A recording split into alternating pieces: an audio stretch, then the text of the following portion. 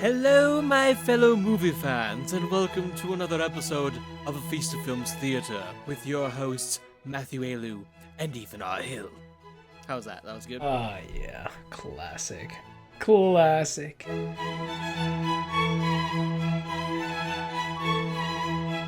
Hello, my fellow movie fans, and welcome to another episode of A Feast of Films. I'm Ethan R. Hill, and with me, as always, is...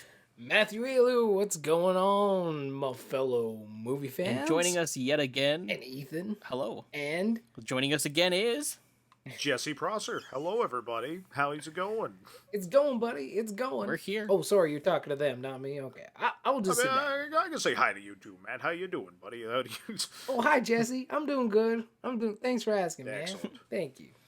Thank you. I appreciate it. How are you doing from last week, which is this week?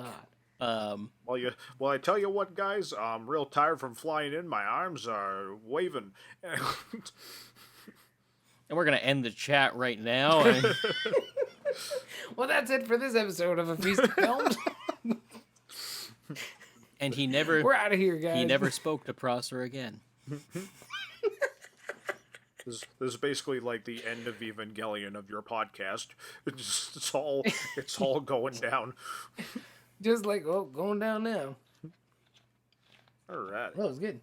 All right. Well, just 1 second.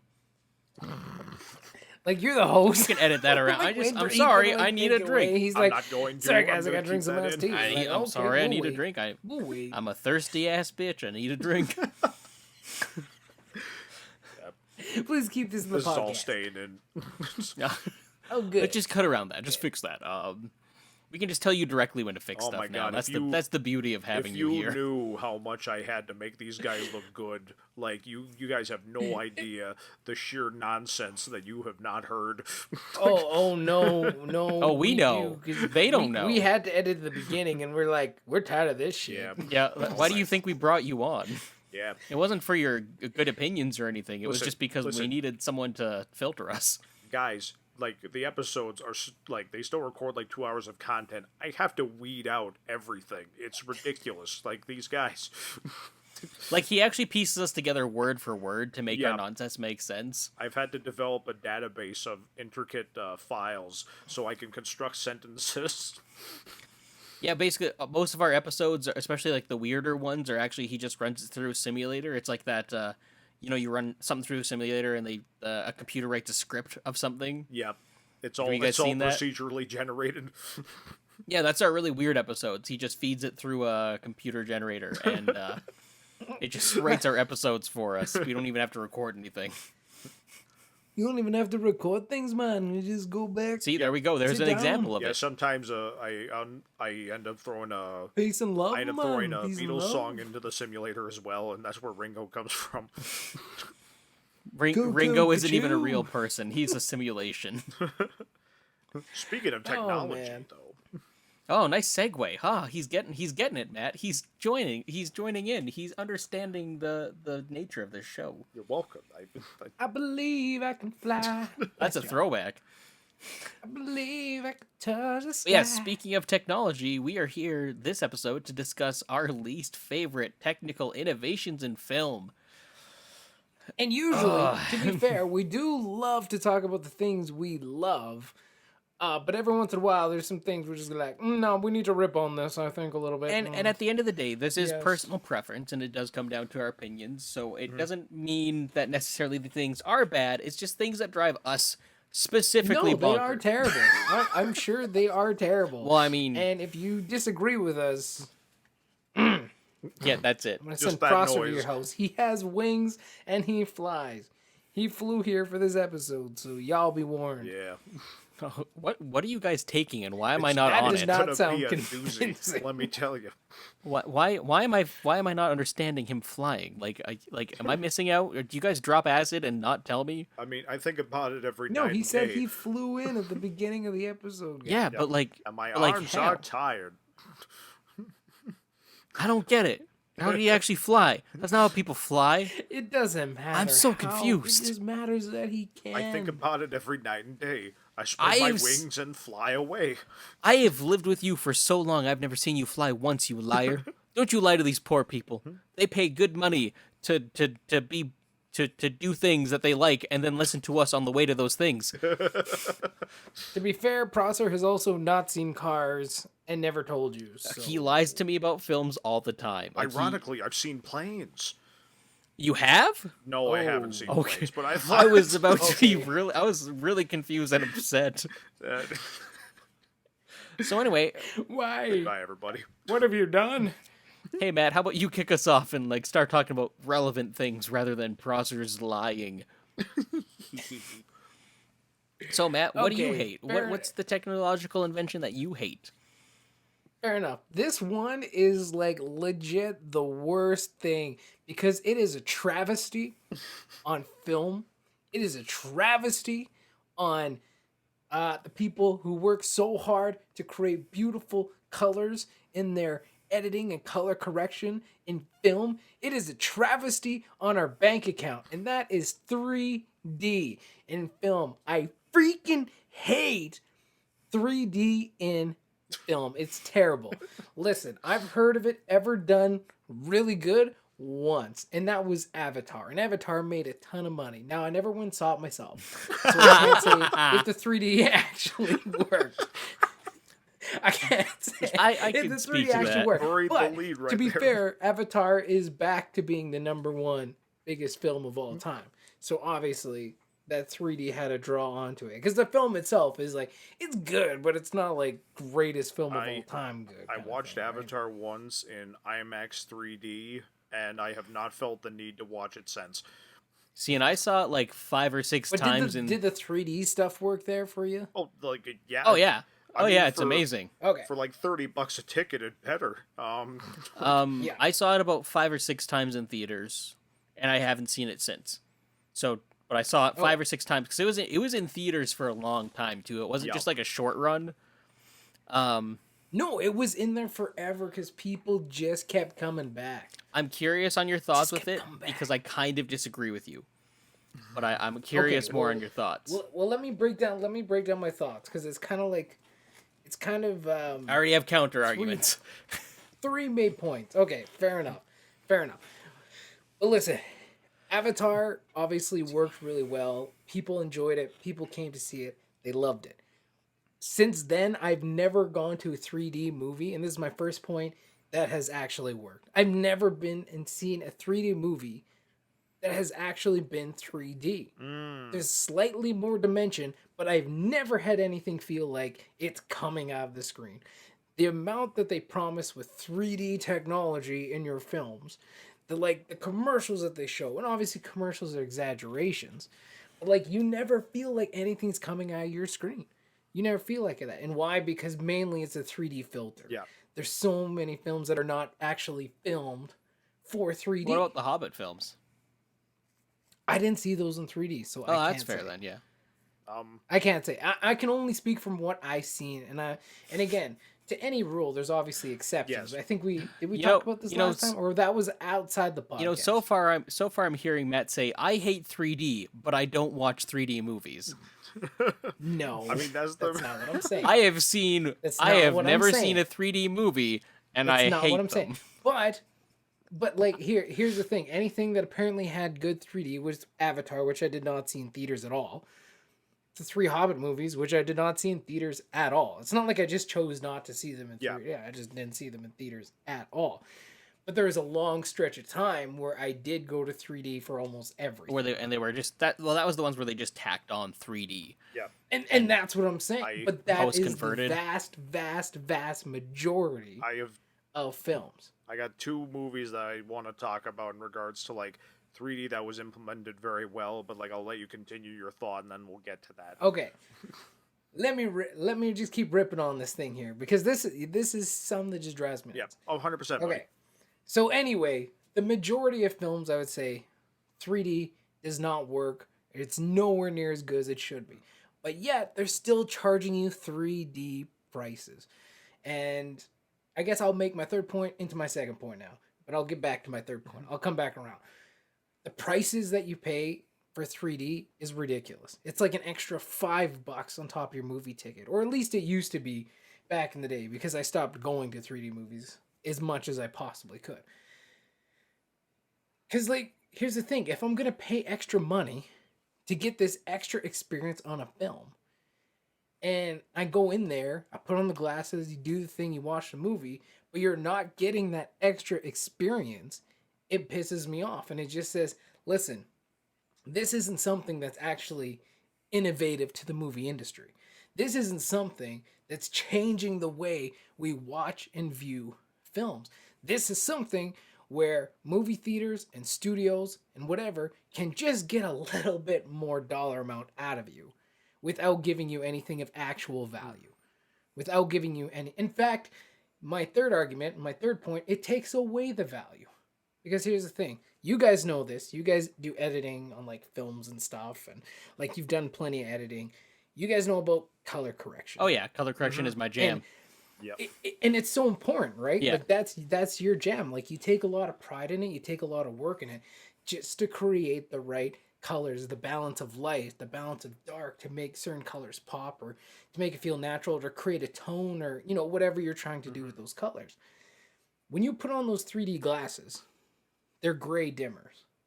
All they're doing is literally graying out your colors. So you're actually getting a darker color than what you intended. When you watch a film in theater without those glasses and the way it's supposed to be, that's the colors you get. The way the person who did the color correction and the editing intended those colors to be. When you're watching them with 3D glasses, you're getting a gray, duller, darker version of what somebody intended to be seen on screen. So it literally actually takes away the vibrancy, the effect of those colors that you're seeing. So those are kind of like the three things for me that are really, really drives me nuts on 3D. Number one, it's not well implemented. Yeah. Across the industry. Maybe there's 1, 2, 3, maybe 4 films. But again, how many were on the list just for 2006 by itself? Right? How many films were in 2006? Tons. 2006 films is a small amount of films from 2006, let alone all the years 3D has been around, since Avatar till now. Yeah. Well, And you would say the vast majority of films have not implemented 3D in a well way. In fact, it's been mainly used instead of adding to the movie-going experience, instead of creating a different experience. It's just a way to add a couple extra bucks onto every single ticket. But in fact, instead of giving you added value, it takes away from being able to see the picture and the colors the way it was intended to be by putting on dark, grayed out glasses. Yeah. I hate 3D, and I will do my best to not watch it. And you'll see a lot of film, or a lot of theaters don't even give you the option anymore. A lot of it, like primetime movies, are always in 3D. Why? So they charge you a little bit more.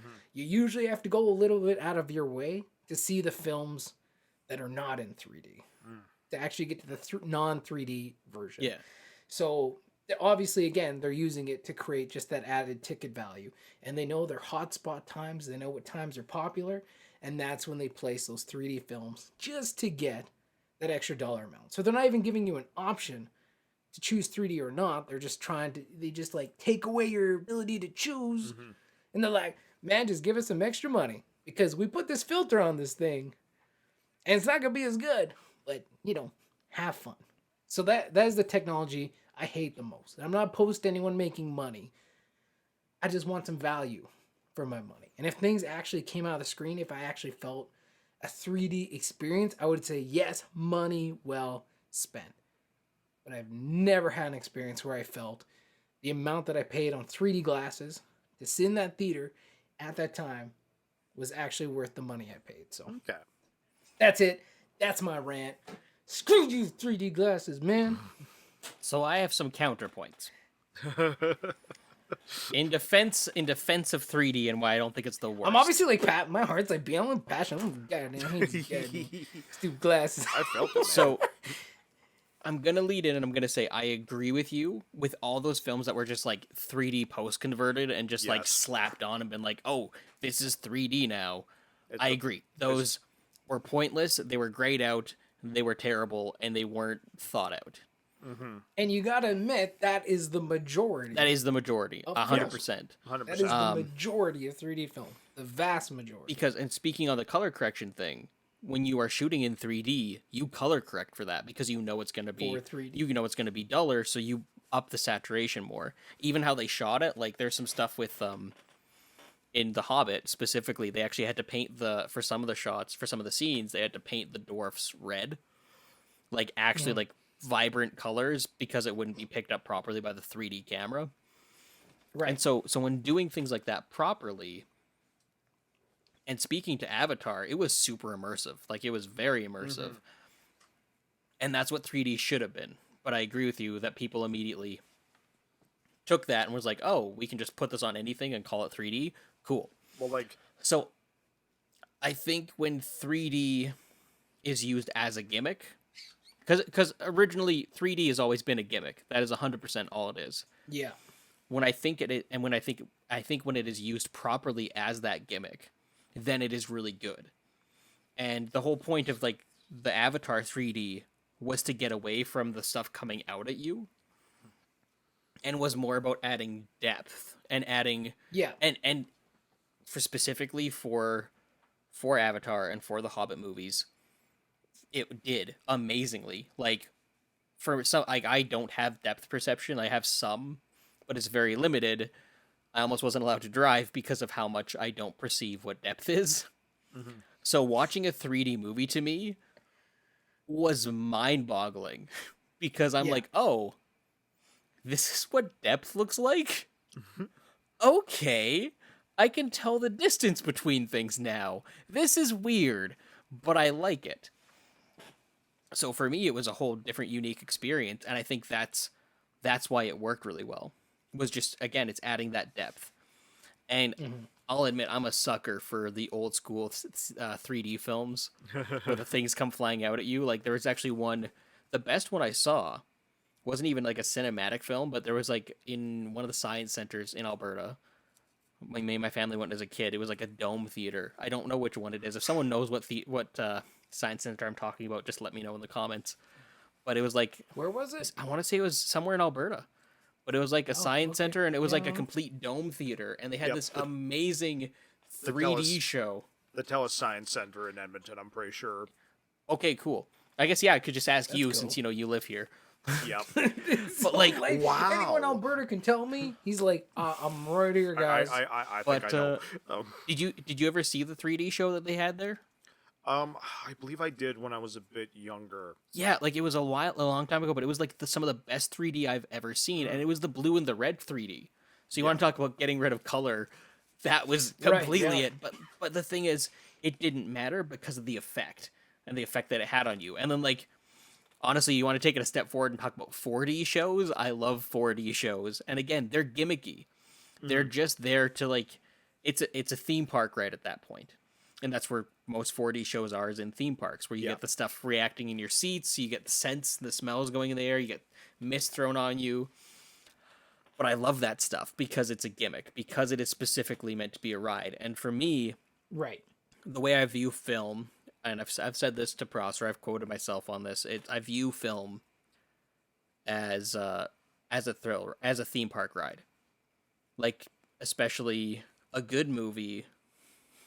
I think this is the first time that I'm actually recording myself saying this, but a quote that I really like, that I think I came up with, I haven't been able to find it anywhere else. I think I came up with... I have Google searched it, I haven't found it anywhere else, but it's specifically that a movie should be like a roller coaster. No matter how many times you go on it, you're still going for a ride. It's still a thrill, it's still exciting, right? And that's how a good movie should be. And if 3D is going to add to that, I'm all for it. The problem is you need to make sure that translates into the whole media, and that's where it usually loses it. Yep. Not a lot of 3D TVs available anymore. Oh, no, they completely discontinued them back in 2016. And that's exactly why. They were useless. Oh, yeah, because the home viewing, it's not the same. So, I don't think 3D is the worst technology made for it. I think it's been mispurposed and misused. But I think it's still number one, it's really important to film history. And it's also just, I think it's a really fun technology when done correctly. And that... but honestly, like, here's the thing, man. Like, as well as those other ones that you're talking about, or like those other, like the very Yes. the handful of actually purposefully well done 3D, I would have no problem if they didn't exist and the whole rest of it didn't exist either. Like that's the line for me. You know what I mean? Like when I'm talking about like all the films I've watched from like since 3D started coming mainstream into theaters, like whenever that was, early 2000s to literally now still there's still tons of just crap 3D Oh films, boy. right? If I had to say like no 3D for like 5 6 movies and I can get all the rest of those non 3D and save that extra money and save the viewing experience and be able to get the just like a better experience for myself, like yeah, I would have no problem wiping those things out. Like I wouldn't even hesitate to Thanos snap 3D out of existence, man. Like, and I get there's always exception to everything, right? Like we say this is the worst, this is the worst. It's like, well, on some occasions, Yeah. it's not the worst. And I think we even talked about this last week, even with tropes and stuff, right? Like some people think tropes are the worst, and it's always on execution. It's how you do it. And if people actually took 3D properly and filmed for it, and it became like the amount that 3D's in there, you would think it's a huge part of the industry. Yeah. But like literally, clearly, no one uses it. Like it's just again that filter for that extra money. Yeah. But if it was actually part of the industry and they actually made it part of it and they expanded on it and let it evolve, then I would say, hey, okay, Well, like I'm in. Like I wouldn't have a problem with it. So, But it's the problem with how that technology is being Well, used, and which I think say like it's terrible, and I wish it didn't exist. Like I think it's one of the worst things to come out Well, of they it. did try for a bit, and like maybe Prosser, because you saw these movies with me, so I know you can hopefully comment on this too. yeah. There are 3 films that I saw in theaters in 3D that were post converted, that were amazing in 3D, and that was Beauty and the Beast, The Lion King, and Star Wars Episode 1. They post converted them, but they actually like took the time to make sure it wasn't just, oh, we put these 2 on and whatever happens happens. It was literally they went through and they made the depth happen. I got to see 2D animated films have depth, and that was wild, and that was cool. And it was a gimmick, and they were films. Oh, they did that on like the animated. Yeah, on ones. Beauty and the Beast and on Lion King. Yeah. And it was unexpected. It was worth the money to see that, though. Because, again, it 100% was a gimmick. But I also knew it was a gimmick going into it, so I didn't feel ripped off. Well, right? To me, like, well, specifically, like, when we're talking about Beauty and the Beast, like, the inherent nature of the way that, like, those movies were made actually kind of lends themselves to 3D because of the cell animation. Right? Yeah, because there is inherent depth to the way they do that. So like you basically just create those as layers, and I think like when that opening shot when they're going through the woods suddenly just had so much more feeling to it. You could feel it. Yeah, and it was wild, man. Like it was so cool. Yeah. And then in regards to what was the third film you said? Episode 1. Episode 1. Like I mean, I was distracted by the fact that I was watching episode 1. Well, that's that's what I was so mad about, because they had that plan to release the original saga in 3D, and they released episode 1, and it tanked. No, it wasn't even that it tanked. Disney bought Star Wars from that Fox around that time. They bought just Star Wars canned from that Fox idea right after immediately. that, and they're like, we don't want to do that anymore. And I was willing to go to every single release of the prequels just to get to the original trilogy, because those films enhanced in 3D, I would watch in a heartbeat. 100% I would, because again, I know it's a gimmick. Well, but I love those movies, and the way they handle the 3D in that was amazing. Like, well, that's also like that's a studio putting a lot of money behind a post conversion, because they know, like, if they did a bad job on it, it would be a whole thing, right? Well, how crazy was the pod racing scene? The pod. Like, again, I'm trying my best to remember things that didn't annoy me. Oh, so that's how memorable. No. That's your answer. Ethan, specifically because it was episode 1. But like again, he just repressed it. I do remember like it being like it was visually well done. Like I can't agree with you on that. Well, it was me, you, and Luke. We came out of there being like, well, that was episode 1, but the 3D was awesome. Yeah, basically that's what it was. No, like and I think one of the things like you are talking about the stuff coming out at the screen 3D stuff like I don't know if you had more thoughts, Ethan, but like I do No. have I got some thoughts on this whole thing because like I 100% agree with you for the most part on like especially 3D conversion because like that is like about 90% of the stuff that is released. Um, there are a handful of films that I do believe actually use 3D in a way that like was basically they used it as part of like telling the narrative. The first example I'm going to give would be Tron Legacy because Oh, right.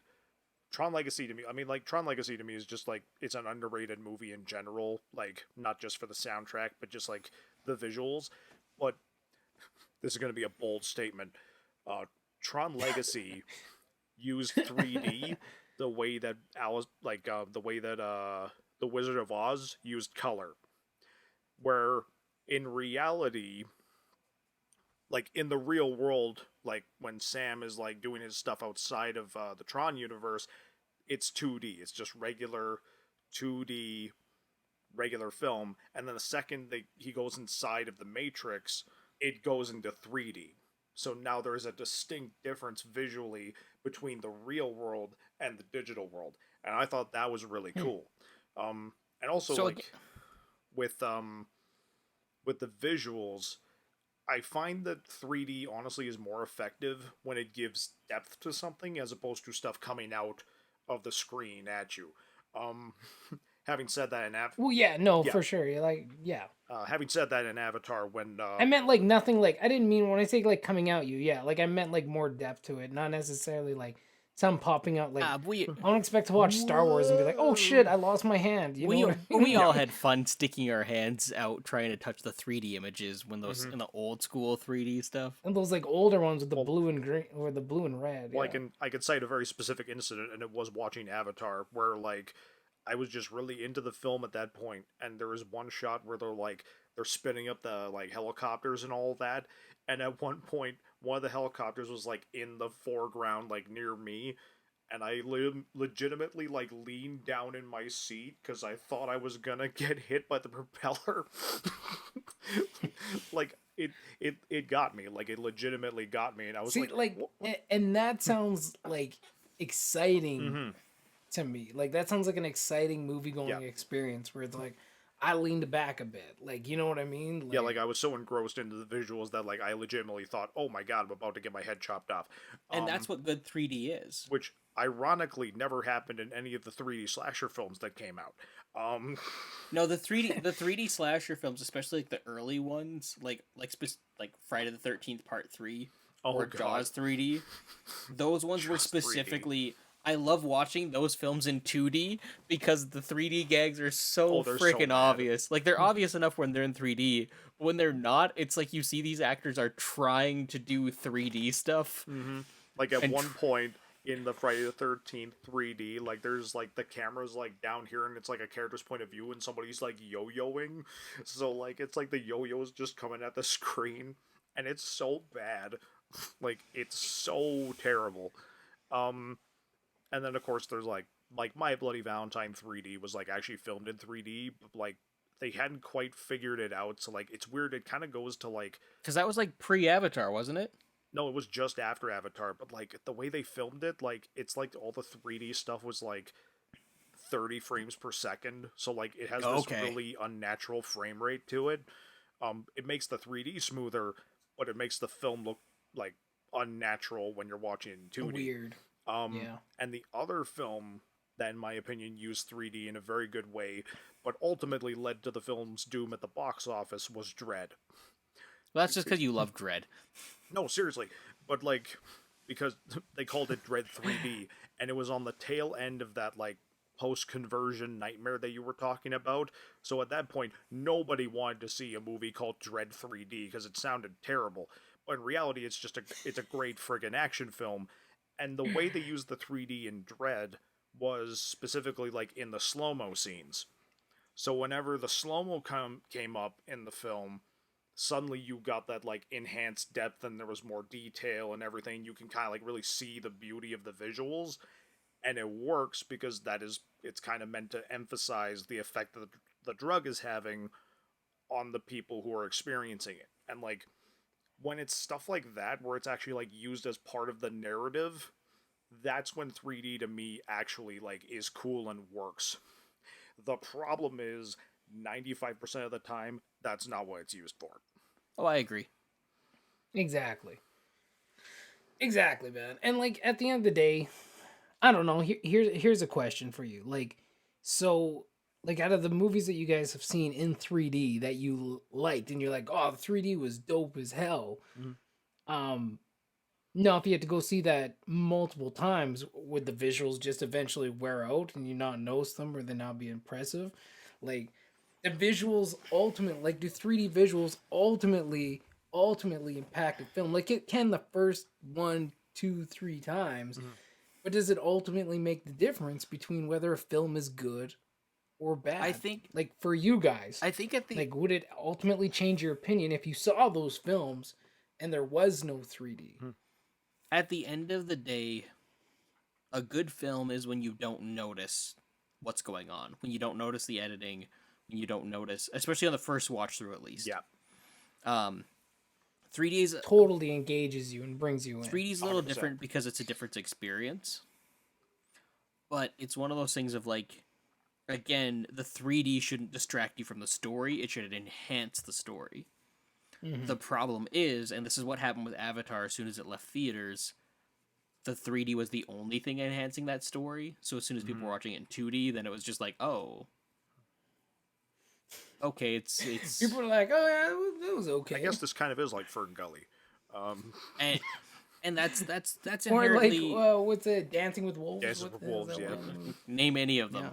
Yeah. But like at the end of the day, that is the problem with 3D, and that's why I'm saying it is a gimmick. It's 100% a gimmick. I don't think it should be one that doesn't exist, but I think it should be used more sparingly and used with purpose. So like what Prosser was saying with storytelling narratives. I can agree. Like given our reality, yes. Like it needs to be used more sparingly, needs to be used with purpose, with intention, and not just for every film you want to make a couple extra bucks on. Because not every film requires greater depth. One, You know what I mean? Like greater, slightly greater, and I'm not saying like significantly greater depth, but slightly greater depth does not change that's the outcome of a film. and that's right? where like it doesn't make it more engaging. And again, you watch it at home and it's not going to change. Like a film has to stand on itself at the end of the day. and that's why I just like I get it's a gimmick and it's fun for like a 1-time or 2-time viewings, but it's like after that when it's out of that 3D theater space, like it just doesn't matter. Like films have to stand on their own at the end of the day. Yeah. At the end of the day, films have to stand on their own. So I just think it's a thing that doesn't need to exist and was created for that kind of roller coaster ride you're kind of talking about, like that theme park kind of aspect of film. Yeah. And of theater. But not necessarily for actually enhancing so much films or the story themselves. At what point do we draw the line and it becomes live action theater anyway? Yeah. That's the question. It's a hilarious question, Right, and I so- love that question. Yeah.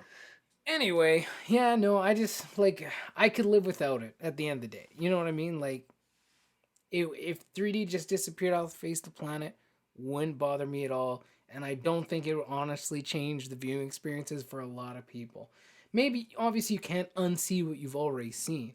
But anything going forward, if you never saw 3D again, I wouldn't don't think you would complain about it. Like, I don't think you'd be writing studios being like, bring back 3D. As someone who wears glasses, wearing the glasses over top of the 3D glasses is a pain in the butt. Yeah. That's what I'm saying. I can imagine, Like, yeah. I just think it's the worst thing invented because it just has no real usefulness outside for that other than that one or second viewing, and only a small handful of films actually capitalize on and that's where the rest just I don't think it's the worst thing because it kind of went away. It didn't have a lasting effect on the. It didn't have a lasting damaging effect on the film industry. It didn't change it irreparably. It just kind of. No, it doesn't. Damn it! It hasn't gone away. There's still 3D films, right? Like you can still It's watch true. films in 3D at theaters all over the place. Ah, but man. I actually. But again, haven't it's just seen a that 3D filter. film in Like years. it's nothing. There's I haven't nothing actually useful out of it. I haven't seen a movie in a theater in over a year, so It's also true. that's Also true. which is sad. Like but what can you do? I myself intentionally will go earlier or later to films as long as I don't have to see it in 3D. Yeah. Because like it doesn't add to the viewing experience for me. Like it just doesn't. Mm-hmm. It just doesn't. Like it's a useful, pathetic waste of time. Unless in those very rare occasions that you guys have explained. Yeah. Unless it's used properly and with purpose, then maybe there's value there and I'd pay that extra money. But like other than that, like no way. Not a chance. Nope. Not interested. So, Anyway, that's mine. Prosper, do you? Good chat though. That was yeah. a good discussion. It's a guys. great debate. I didn't realize you guys had that many thoughts on it, to be honest. Yeah, man. Like They'd be like, oh yeah, 3D. Cool. Name a film thing. We have thoughts on it. oh yeah. Fair enough. All right, let's hop on in. So I guess it's my turn now. Yeah, Ethan, what do you got, man? So I think the thing that has been the most damaging to film, and the thing that I hate the most about innovation to Is that film. okay? No, that's why I hate it so much. I'm not saying that Oh, was the because point. it is damaging. I was like, wait, is damaging the question? Because I thought it was just some weird. No, it is something. It is something that I dislike. It's something that I really hate, and I feel has Because damaged. it's damaging. Okay, I hate the okay. ravages No, of fair, time we're on good. film. I was just thinking I was stupid again, which I always am, so I never know. So I just want to make sure. I'm like, oh man, did I do another stupid? Did I whoopsie? Oh my god. Answer the wrong question the whole damn time. My pick is CGI sets. Not CGI enhanced sets, not like ones where you shoot some stuff and then you add extra stuff with CG. I'm talking about straight up, we put our actors in a green box or a blue box and say, act and pretend. And I think that has created really bad performances. A lot of times they don't look good, and a lot of times there's no limitations, and that doesn't really create a great set design afterwards because they make things go too big and too massive. While they do allow for some stuff that they allow you to go bigger sometimes, which is also good. Purely CG, just you lose that scale and you lose that sense of any kind of feeling, I find. I feel like I had more thoughts on it, but like I don't know, overall I just well no, yeah, actually like one of the biggest frustrations that I had recently, I think it was like maybe a year or two ago. There was an article about a major studio film. I can't remember which one it was, but they were talking. One of the talking points was that they were filming things on an actual set. They're like, yeah, it's really cool. We're filming we're filming on a practical set, and that's really great. And it's like, that's normal filmmaking. That should be a norm. Why is this like a selling feature of the movie where it's like, yeah, and hey, I'm using an actual iced tea bottle in this shot. Yeah, you should just be using that. It's cheaper than CGing the whole thing anyway. Like, and I don't understand the fascination of like making everything CG. And like, I have some sympathy with older filmmakers who Spielberg is one who really comes to mind because he's talked about it, where CG allowed him to make the films exactly how he wanted them. And I feel that. I understand that. Because like he didn't like Hook for the longest time because it didn't turn out the way he wanted in his head, because they couldn't physically do it in reality with what his head was because the limitations of practical versus CG, and CG wasn't there at that point. However, I also firmly believe that there's a reason for those limitations, and that CG, while yeah, maybe it lines up with your vision, doesn't necessarily make for a better film. I think it's a useful tool. I think it can be used. I think just generating completely CG environments isn't always the best option. I think using it as a tool to enhance is a better option than just blue box build from the ground up. And I think I have a question for you guys. How much, like, because you guys probably know a bit more about like production background stuff. than I do, but how often that still happen? Like I feel like the green box and the blue box, I feel like that's a little bit more like I feel like they're evolving past that. I feel like a lot of majority of studios are coming up with ways to almost hybridize that idea, that concept where it's not just completely just blue screen Well, now everywhere. they're doing the Um, LED thing with the but they're Mandalorian, like those LED screens. Yeah. yeah, And like the Mandalorian's doing something different, but I think a lot of studios are too having more physical sets with still like you're still in those studios There's or whatever, right? Or those stages with the blue screens, but they just have more physicality in them now. there is a there is a real like pushback, and like people are trying to get more back to like doing things more practically with like environments and that kind of thing. Um the CGI is here to stay, and like it's not going anywhere, but like Yeah, there is a lot of stuff where like again like talking about the Mandalorian, like they're kind of trying to like I mean at the end of the day it's kind of just bringing back the old school rear projection type idea, but like doing the more modern more realistic looking version of that. Um but there's still generated images projected onto that. yeah, of course. Yeah. And that's where again for me it's like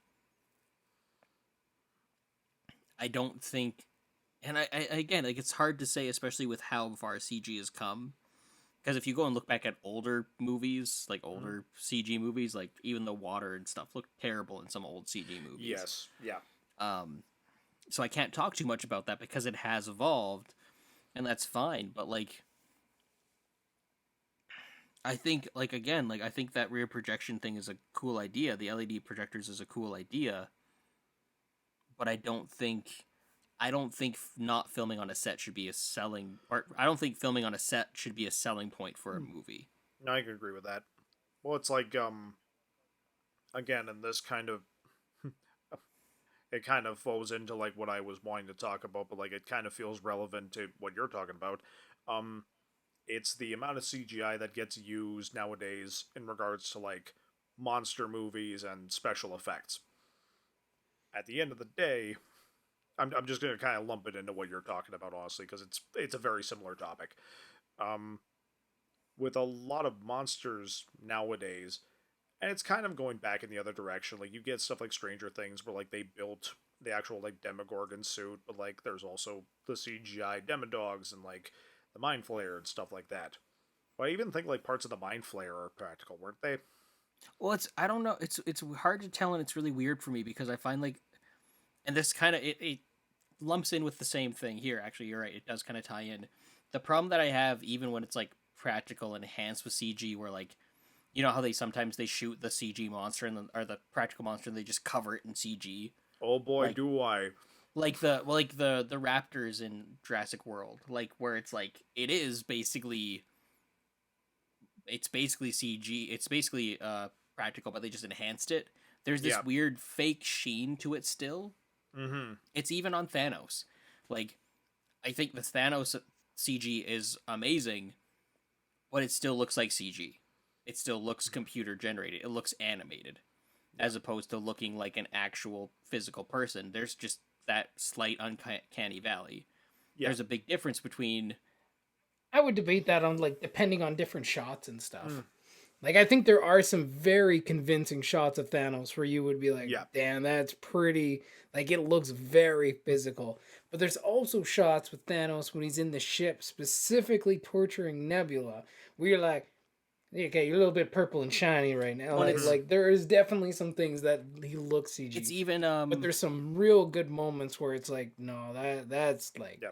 It feels like they that's just pristine painted stuff. Josh Brolin purple and like he's just in the scene, you know? would Or just that it's its own being, right? Yeah. Not necessarily as Josh Brolin, but like there's a physicality to would it. you guys agree that like Planet of the Apes CG is like some of the best to come out in a long time? I would agree with Yes. that too. Yeah. 100%. So even Yeah. You in Dawn of the Planet, like again, Rise of the Planet of the Apes, it's still like kind of the first one, but like there's still moments of it.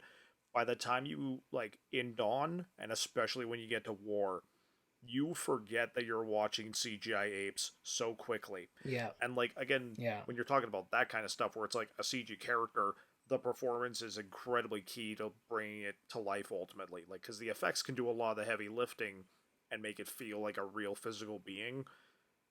but unless you've got that performance in there, it it Yeah. just is not going to feel real. And that's kind of like when Thanos works so well, it's because Josh Brolin's giving 110% and he's committed to like what he is doing as a big purple monster. Well, because So, it's you almost have to act through instead of just acting through prosthetics, you're acting through a computer now. yeah. So there's still that extra layer. And like the thing to me though is like even though as good as the CG is in Planet of the Apes, to me it still looks like CG. Mm. It still looks animated. Like and maybe that's just a me thing. But to me I think like it's I feel like there could have been a happy medium of a practical suit with the CG. Mm. And it's the same thing with sets. I think there's a happy medium of practical sets with enhanced CG. Okay. Like and that's kind of my biggest gripe, I think, is stop using complete CG and use a bit of both because it adds to the tangibility. Mm-hmm. And like you can tell, and there are some films that again like it works well because you can tell they've gone and done like the work and they put the effort into like showing the actors what they're going to be looking at, explaining what's going to be going on. But then there's Yeah. other films where you can like and big budget films where you can kind of like say, "Oh, they said look in that direction and look surprised." Mm-hmm. And that's it. Yeah. No, 100%. Um, One of the biggest examples, again, it's not really a set thing. I feel like I've semi hijacked the question here, but the prequel to the thing is a notorious example where the original intention of the film was they were going to do mostly practical monster effects, and then they were going to enhance them with CGI for some of the stuff that you like seemingly couldn't physically do. Which, like, fair enough. Like, it does give you the option to do stuff that like would be either incredibly difficult to do as a practical effect or just Mm-hmm. not really necessarily feasible. Again, I think like there's a lot of things you can do with practical if you really set your mind to it. The 1982 version, is a perfect example of how like creativity and innovation can lead to some amazing special effects that still hold up to this day. What ended up happening was they did a test audience for the film before they had done any of like the CG enhancements. So it was just like the practical effects as they were, and people hated it and they thought it looked fake and like all these things like that. So the studio panicked and they said, "You need to go back and you need to reshoot these, and we need to cover up these effects with CGI, and we're gonna make it look like a video game because that's what the kids want." That was the rationale. Like, oh, we're gonna make it look like a video game, Yeah. and so they did that. They ended up spending like way more money on these reshoots and like CGIing over the practical effects. Which there's videos online. A lot of them look pretty friggin' solid already, and they wouldn't really require a whole lot of enhancement. But because a couple people said, "Oh, it looks fake," because it wasn't finished, they just decide to scrap pretty much all of it and just do something completely Mm-hmm. different. And the film suffers for it. Like, there's a lot of problems with that movie aside from that, but like, I think if you had stuck to the original vision, it would have at least had more of that tangible feel of like, oh, they're dealing with real monsters, you know? So it's an unfortunate thing when stuff like that happens where like sometimes CGI, again, when you're talking about Thanos or you're talking about like the apes and Planet of the Apes, where it works really, really well. And then you get stuff like The Thing, or I mean, again, we talked about Slither, where like there's a lot of really great practical effects in that movie, but there's a lot of also really cool CGI effects, and sometimes both Yeah. work in tandem when you allow them to work in tandem, or sometimes they'll get cold feet and go the opposite direction, and you just get a CGI mess that does not stand out at all. So Well, and sometimes it feels like that with me in set design, where a lot of times, like, you can tell, like, it feels like they do the CG set designs now so they can just change things last minute if they want to, mm-hmm. as opposed to, like, building a set, designing it, and being like, okay, this is what we're living with. Yep. And, like, Mm-hmm. I understand, and, like, as a filmmaker, I understand and appreciate that freedom, but also make a decision. Mm-hmm. Just, like, just commit. And maybe it's not going to turn out the best that you want, but maybe it's going to be what's best for the film. Yep. And that's I think what the biggest drawback is like realizing. Actually, maybe that's what I hate the most. Is just ego. I hate ego in film. That's what it is. It's the idea of realizing that you and your director vision, while important, is not more important than the movie itself. And that movies with your direction at the end of the day are going to take their own form by the end of it. There's like you're never going to get the exact movie that you want to make, and that's okay because that's the nature of the beast. Yeah. I do want to bring up one more, like, this one's actually in regards to a set that was actually, like, done practically, but you probably could have done CGI. I know you've seen Prometheus, Ethan. Have you seen Prometheus, Matt? Yeah, I've seen Prometheus. Yeah, the thing I love about Prometheus, and something I appreciate, like, you can talk about how the scientists are stupid and how they should have ran left or whatever the hell. All you want, all the this is the same story for every like horror movie. Like, what about you idiots? Until like you could argue about the stupidity of the characters until the cows come home. But the thing about that movie that holds up so well is those sets when they get to the alien world and they're inside of the temple and all that. They built all of those sets practically. They built these giant like monoliths and like these walls and stuff, and that film looks fan-freaking-tastic. It still looks good to this day because like those environments feel real and like the actors are in that environment, they're exploring it, and like the dark is real, the water on the walls is real, like I get it, like it's not real, but like you know what I mean, right? They're in that environment. It feels tangible.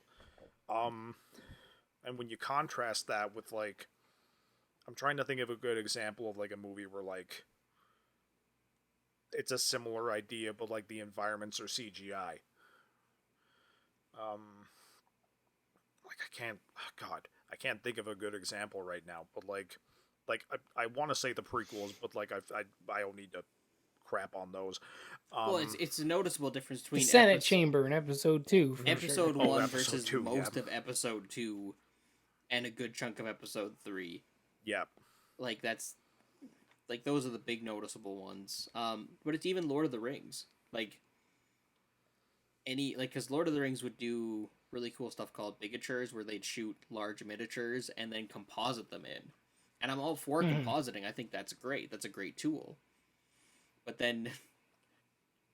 And again, it's 2001 CG, so I can only get so mad about it. But there's that one shot of like a ruined castle or temple or something in Fellowship of the Rings when they're doing their massive trek across the land, and it's this one obviously CG building that they haven't touched up ever. And I'm really upset about it because it doesn't need to be I have to go look there. at that now. I want to go look at that. Like, it's the one shot that just like has not aged well at all. It is so noticeable when you see it. It's part of that, like, when they leave Rivendell, and that's like, ba ba ba ba ba ba, when they're all walking. Yeah. Like, it's that. Yeah. And there's a wide helicopter Yeah, I know what scene you're talking about. I'm just not sure. I'm like, I can't really place it in my head. I haven't watched those for a while. I've been trying. Well, ever since we started this podcast, I've been trying to watch the damn films. And I wanted to watch it with my wife, but she never sat down and watched it with me. And now they're off Netflix. And I'm like, I don't know how to watch them right now. You just watched I don't know the them. first one last week? Yeah, we watched the first one last week because, like... Oh, so this is, like, fresh. Yeah, like, it's pretty freaking fresh. I don't know, maybe they'll fix it with the 4K. Who knows? But, like, it's one... And there's a lot of great CG effects in that film. But, like, this one effect just, like... Yeah, Gollum still holds up 100%. But, yeah, you get those little things here and there that just, they do not age well and they don't look good. And it immediately takes you out of the film. You're immediately back in if the story's really good and you like the characters, obviously. But, like, every now and again, little thing can just pull you right out. What? No, I don't know. Like, I'm listening to what you guys say, and like, here's my Matt's got a overall hot take. It's not a hot I know take. it's not Like, a hot take. It's fine. Like, I get what you guys are saying, and you have valid points, and I agree with so many of your points. I don't agree with the premise that it's like the most destructive thing for film, and that's why you should hate it. Like maybe you hate that it's inclusion because it's like I'd rather just have like the classic built practical stuff 100% of the time, which sometimes in some moments, especially in certain examples when the CGI is crap, that I would be like I would tend to agree, you know. But Yeah. but a lot of the examples we're talking about, we're still talking about a lot of like really early CGI filmmaking. We're talking about like the examples that are terrible are usually somewhere in those early 2000 range before it started picking up. Like nowadays, we're at a point where CGI is almost indistinguishable from reality. And there's a lot of scenes, like we'll talk about sets for a sec, where you're seeing CGI in a practical setting, but you don't know CGI is there. Like I remember watching the Oscars. It wasn't last year. It was it the year before. Whenever 1917 was in there, It was 2 years and ago. yeah, which I still haven't seen that damn movie yet. I That's want to another see one. it. It looks really good. Yeah. It looks so good, but they were doing a breakdown on one of the films, and or one of like the scenes, and it was like this open field that they were in, and there was like a burning barn or something, but like the barn was totally CG. Like they were in a practical field, but the barn was totally CG, but you wouldn't know it. You wouldn't know. Like there's so many things when you look at CGI breakdowns for modern films. Like a lot of them do use a lot of practicality in sets, but there's a lot of CG things that are added on there that you wouldn't even notice. And I think that's where we're at, and I'm okay with that. Like where we were before, like I think they're not the worst thing for films, 'cause I think it's this evolutionary stepping stone to get like every new technology needs to hit its rough patches before it gets good. Before it gets good. But with CGI, you can enhance so much. But then the other side of me says, man, I really, really like practical sets and Right. stuff too. Like I really like I'd prefer Lord of the Rings over The Hobbit. Like some of the CGI in The Hobbit drives me up the freaking wall. But I feel like again, Up the freaking wall, you man. lose. Like some of it's good, but some of it drives me up the wall. So in there, I say I agree. But again, I think it's just how this technology is utilized. But I don't think you should hate it, and I don't think it's the worst thing for Hollywood. I think we're just still in that evolutionary trail to making it work and enhancing our practicality. Because I still think you need that physical practicality. Like I still am Yeah. such a firm believer in that. But I think CGI used to enhance it, used to create different objects. You know, like Captain America's shield most of the time is CGI. You know what I mean? Like how it flings around and bounces around. It's like just stuff like that Well, I mean, where that's- we couldn't have certain effects or we Yeah. couldn't physically Like, do things. if you guys, We can now. yeah, like if you've seen, Like, could you imagine like watching the episode Falcon and Winter Soldier? Not when like John Walker's like smashing the dude in the chest, but like just when he's flinging his shield at him. Could you imagine if that was like cardboard or something? Like it wouldn't be the same. Like you could figure it out, but it wouldn't like well, that's where the way CGI can work and that's where and the practicality it can have. It's just all about that execution, how they use it, again, how they plan it out. But I don't think it's like the worst thing. Well, no, I'm not saying CG for I'm filmmaking. not saying CG as a whole is the worst thing. I'm saying the utilization of CGI sets is the worst thing, because to me, I think that's where we're losing. Scale and tangibility are the two biggest things. I think scale's And, getting like- way on us, and I think it's just a lack of tangibility with actors. You know, there's just something I that's would- still missing.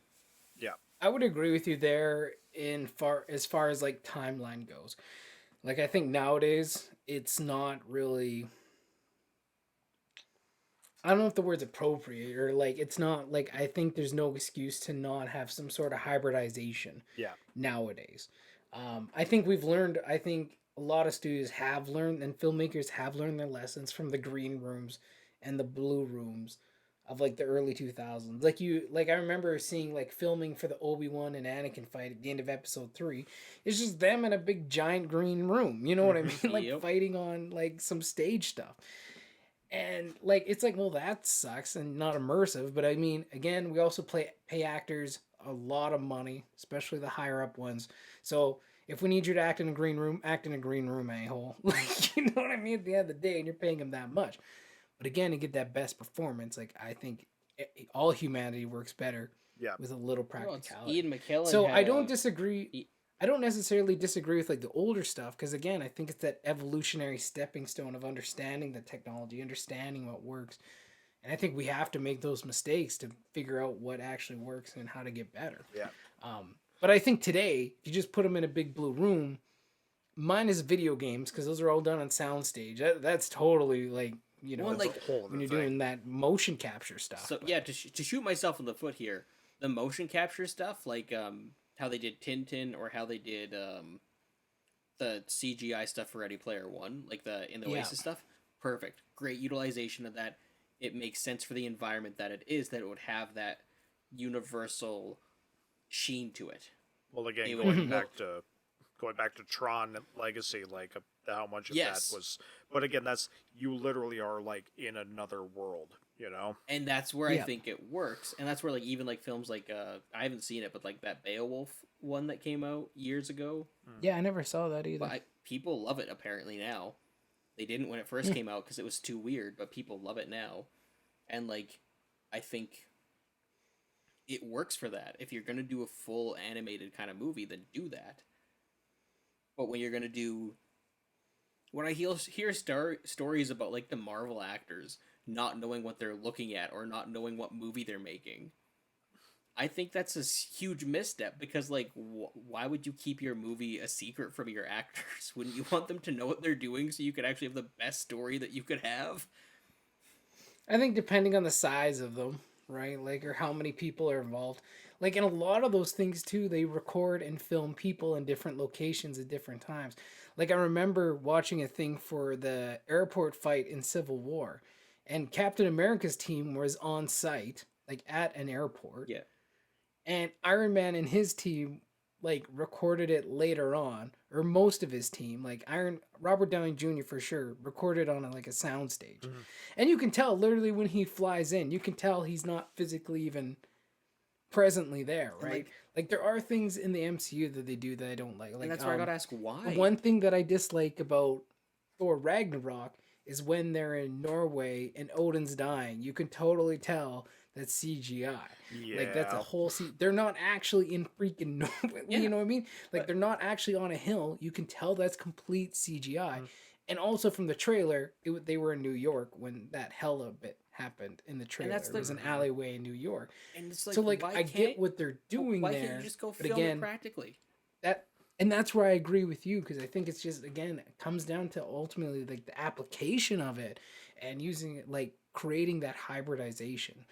And that's my biggest point is like specifically when it comes to the Marvel films. I just hear so many stories where the actors like, yeah, I don't even know what movie we're filming. They haven't told me anything, and it's like we're just looking at these blue screens and pretending, and it's like, but no, you need to let them know what's going on because you need your team to be all on the same page. It's got to be real. It's you like know? everyone's taking that note from Empire, where only the director George Lucas and Mark Hamill knew about "I'm Your Father," and they're taking Yeah. that to the extreme where it's like, well, no one can know anything now because if anything gets out, our film is ruined. And it's like, or no, sign non-disclosures, and if someone messes up, they either have to pay a hefty fine or they get fired. Mhm. It's pretty simple and pretty standard. But don't keep people in the dark. And don't use CG as a tool to do that. I mean, like, yeah, like, and I've seen, like, you see some of the sets from, like, Endgame and Infinity War, and, like, those sets, they're in the green box, but, like, there's tons of practicality, like, there's tons of practical garbage and junk and whatever around them. Mhm. You know what I mean? To, like, create, like, the physical environment they're standing on. Yeah. I think when you come up with a different, like when you're talking about different planets or you're talking about the end of Endgame where it's like there's so much going on and there's like this giant fight overhead, it's like, well, how do you practically create that environment, right? Yeah. Like other than the best way you can, which you would need that green screen, like the green screen or the blue screen. Yeah. But like you also see they have trenches and they have like tons of practical debris and junk and You know, like then you gotta do the best with what you can do. One. But things where I don't accept again is like when like it's just Thor standing on a hill, bro. It's Yeah, like you know what I you mean? could Like shoot that in the like back lot those of the types of studio. things for me, like even though I love Taika Waititi and I love that film, that's always been the one scene for me that just irks me because you can just tell it's CG and it's not even touched up like to where it could have been, even for what it was. Like, because again, environments you can do really, really convincing environments, and that wasn't quite convincing. Yeah. But To like kind of cite an example where like again going back to like monster effects for a second here, and I know I've talked about like I generally prefer like practical effects to like CGI effects, but it was after I watched actually Dawn and War of the Planet of the Apes that I said, you know, it'd be really cool if they ever like did the, I don't know if they'd ever do this for a Predator film, but I would love to see what they could do with a Predator if they were to do it as a motion capture character. Like where you like it's CGI but like it's someone acting as the Predator in motion capture, and like mhm. what would that do for what you could do with the character performance wise, with like some of the action sequences, the way they move, stuff like that. Um, and even like I've gone as far as to say like you could probably pull off a movie where like the main character is a predator, and like the same way that like in Planet of the Apes, Caesar's the main character, like, and like I Yeah. don't think you can necessarily pull that off like with a practical suit. You probably could, but like I think there's something about motion capture that just like feels more like I feel like you'd be able to connect with it more than just like a guy in a suit necessarily. Like I think it comes down to the eyes, yeah, because the eyes are a huge thing. But didn't they do that with the Predator? they did a lot of stuff with the Predator. um, well, that was like the big super predator was like Yeah. a big CGI monster And guy. it was a mess. Yes. It was just why why. I just watched that movie the other day too. Yeah. Like, do you agree this the CG on the big Predator was not great? Honestly, they did the best they could, and they hit him in the dark a lot. Yeah. It was very dark. Like anything he was in, it was usually very dark. So they knew what they were doing. They knew they weren't gonna like. They weren't put in the quality to like have him on broad daylight. Like Yeah. everything he was in was like dark, dark, dark. The one dude who plays what's his name? What's his name? He's on like that show This Is Us or whatever. This is Black dude. What's that guy's name? Keegan. He plays like King T'Chaka's brother in Black Panther. oh shit. Is it something Brown? Yeah. Yeah, like I What's know his exactly who name? you're talking about. Give me a second here. He's in that film and I can't remember his name. I'm brain farting on it. Oh no, I know exactly who you're talking Something about. like C Brown or something. Because he's amazing. It's on like the tip of my brain. Oh, Sterling K. Brown. Sterling K. Brown, that's what Yes. it is. Thank Sterling you. K. amazing. Brown Thank you. is just a fantastic He is actor. Yes. really, really good. And he's in that Predator film too, right? He's on. How he dies, I have no clue. Oh yeah. Because she calls his name, he turns his head, then he falls over. And I rewound that like 4 or 5 times, tried to pause it. I was like, what actually happens to Well, this 'cause, guy? like- Because he's wearing the Predator gun. I'm like, Yeah, does he shoot himself in the yeah, head? like Is the that shoulder, what happened? It's meant to be the shoulder cannon like shot him in the head, and it's like it's so unclear. Like I didn't even know he died the first time It watching the is- movie. No, neither did I. That's why I had to rewind it because I was like, wait, where did he go? Leave it to Prosser to know So the I had- mechanics of what exact weapon it was that killed someone, even if it's off screen. I'm a big fan of Predator. Like- what can I say? I have studied this film frame by frame. No, and that's cool, man. But like, I had to rewind that a couple times because I never actually saw like the gun that shoots him in the head never fires. You never see Yeah, he's like just like a an sound ignition. effect, and then he's She's down. just and like, it's like blah blah blah. He turns his head, falls over. I was like, what the hell happened? Did he shoot? Because the Predator didn't shoot him. No. I was like, did he just shoot himself in the freaking head? yeah. Because that also sounds like a noob move. And why would the gun be programmed to shoot yourself in the head? That made no sense. Anyway. Listen, there's a No, lot of like problems with that movie, and dark. and I could talk about it until the cows come home. But like, Yeah, like really dark CG or really dark lighting always hides really not great CG, right? yeah, Like that's kind of the go-to. Well, it's Um, frustrating that you can get really good CG from films like Jurassic Park, yeah, and then you can't get really good CG from films almost 20 years later, or hmm almost yeah, 30 years later now. yeah, Like yeah, it's ridiculous to me. Like, and that's the frustrating thing. It shouldn't be that hard, but the problem is that there's too much leaning onto it. hmm the effort in the application, Exactly. right? And it's the same, like it's same like 3D, right? Effort and application, man. And like maybe that's always the end game end answer to every damn thing in film. Effort and application. And yeah, like at the end of the day, it kind of is, right? Like how much effort you put into it, how you apply it, like makes all the difference. And if you're gonna f it up, don't do it. Um, but I will say that I think 3D is far worse than CGI because there's way better amounts of CGI than there is 3D. I still think 3D okay. is the worst thing and it should burn. And you are allowed to Maybe feel not that burn. way. Just go away. Just go away. Hmm. Go away. And if you want to come back good. Go get good. Get good. Like the gamers say. Get good, Do man. better. Another, do You another, suck. Just get good. in another 30 years when the next 3D craze comes around, hopefully they'll have it figured out by then. Wow. I think like anything else, I'm sure there's potential in the technology, but it's not like no one's putting the effort to make it advance or go further. No, 100%. Like and again, and because it's not available outside of theaters, it's kind of a dead technology as it is, right? Mhm. Like there's no potential for advancement because no one's interested because they just put out so much crap. So Yeah. at this point, it's just a money grab, like just pure money without value, without value. Yeah. But no, I like, and then I agree. Like hybridization, I think is the best route. I am such a big fan of like physicality, and but I just know there's things that wouldn't exist today without CGI. So Yeah. I got to go with hybridization. It's probably the best route. Like I can't deny either the value of either. Yeah.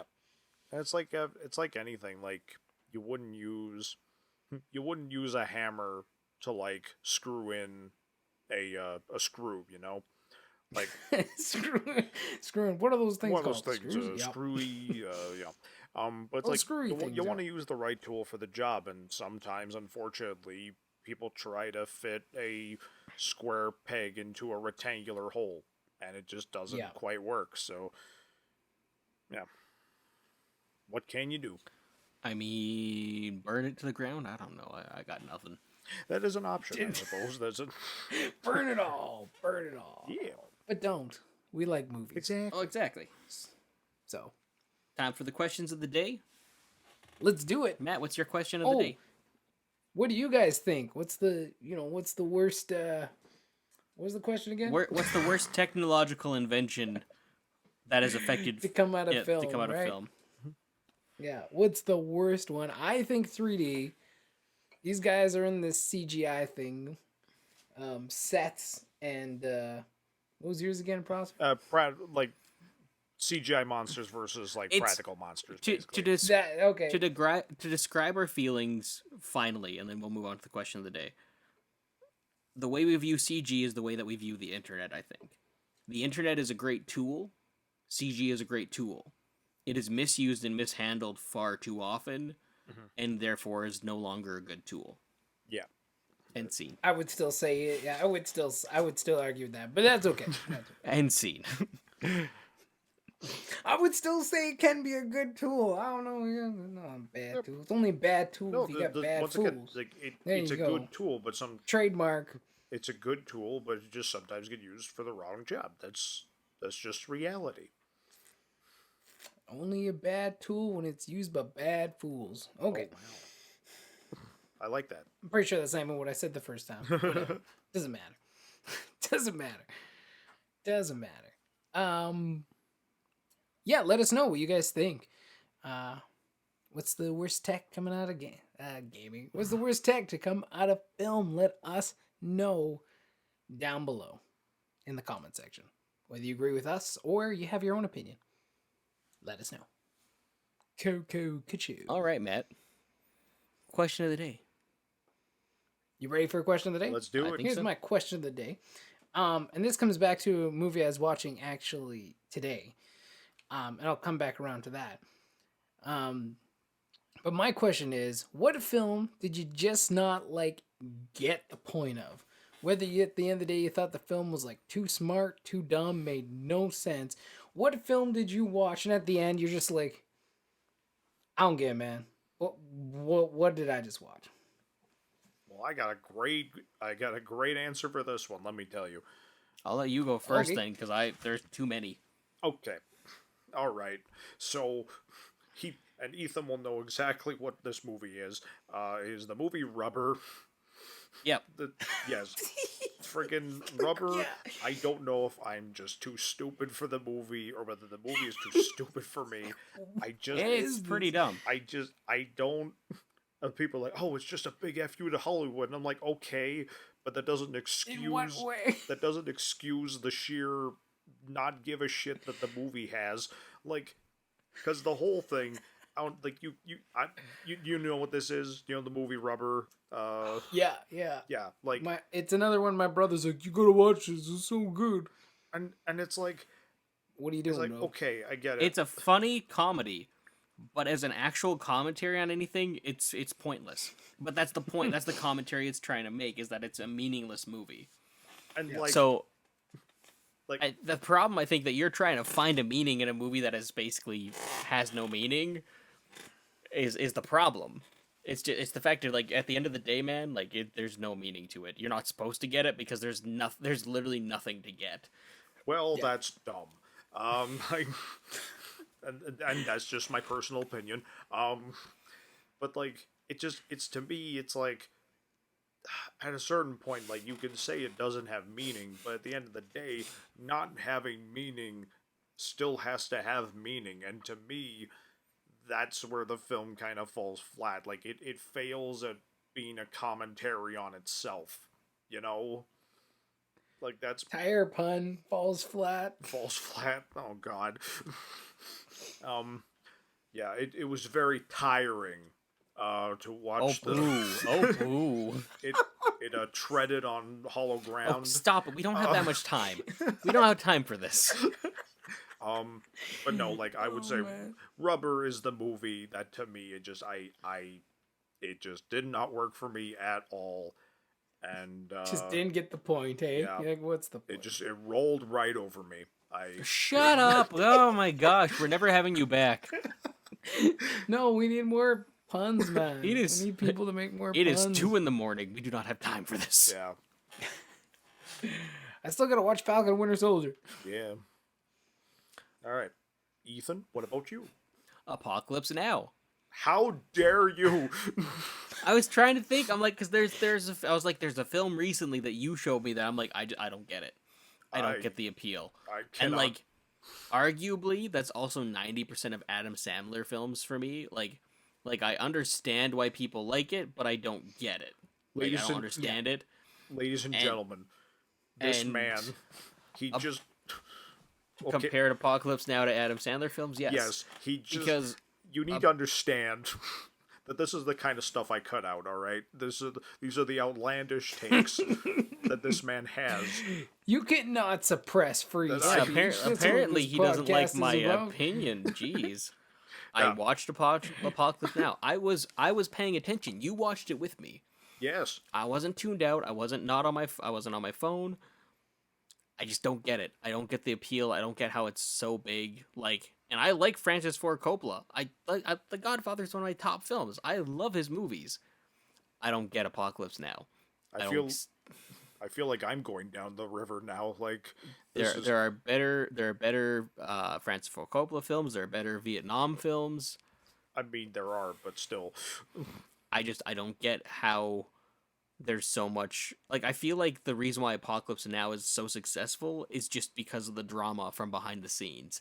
That's it. That's what I think it sells the movie. And I'm sorry, when you watch the movie, you don't see that movie. I think there's a reason why there's a reputation of Hearts of Darkness being um, way more engaging and way better than Apocalypse Now.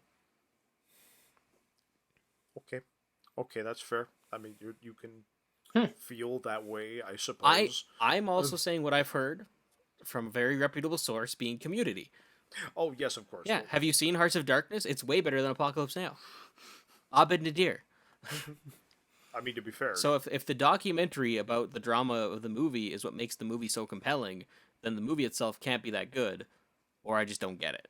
but see, I've never seen the documentary, so obviously that must be an incorrect fact. Well, how would you know if you've never seen the documentary? I guess that's the What's Apocalypse Now to you, Prosser? Apocalypse Now to me.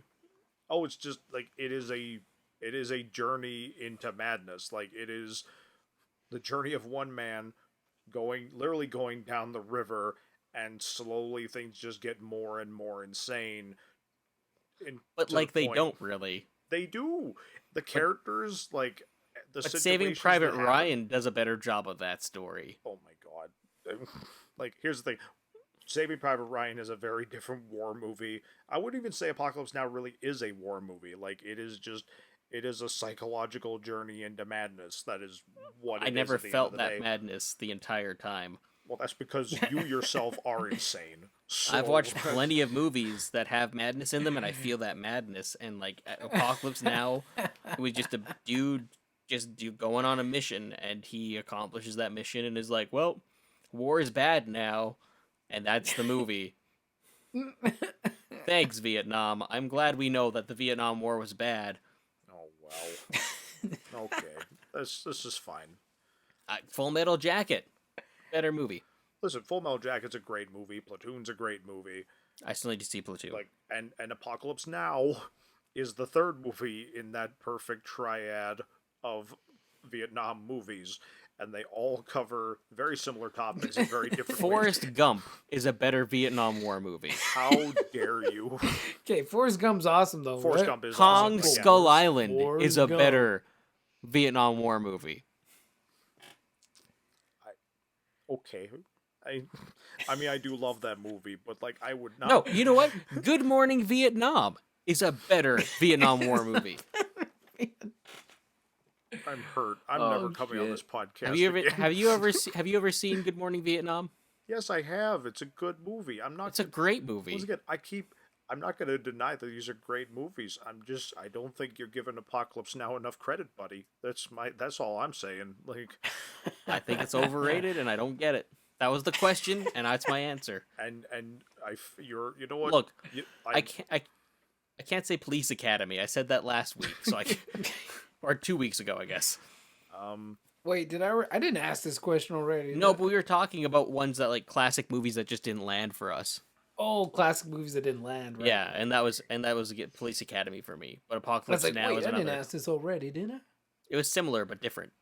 like What's your answer, Matt? Quickly to get Prosser off my back about Apocalypse Now. no.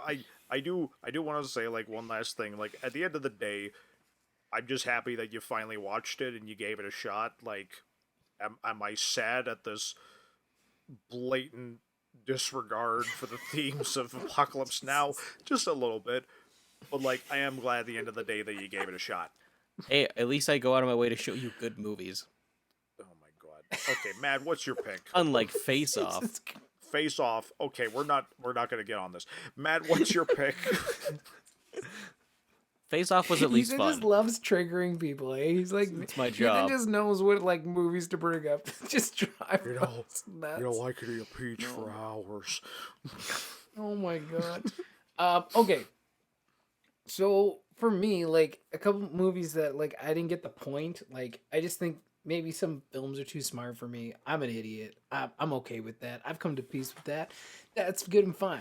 A lot of the films I don't get are a lot of usually like kind of more like artsy ones or have like more artistic ideas where it's just like I'm so confused. I don't know what's happening. One film in particular, I think I've already talked about this, was like No Country for Old Men. Yeah. And I was with that movie till like right at the end, and I was like, when they just killed him like off screen. I was like, what the hell, man? Like when movies like totally shift their ending, it throws me right off. In a And I'm bad like, way too, not in like a good like. yeah, Oh, like okay, not cool, even that's a good. I'm twist. just like, what? Why am I watching this then? Like, it's just I've been following this character, but then he just died, and I wasn't even there. Okay, so what's the point of my getting out of this film? Like, and that's what I don't get. I'm like, maybe this film's too smart for me, and I just don't quite get it. Like, I guess if you go around shooting people with like pressurized cow things, you're gonna live. I don't know what the message was.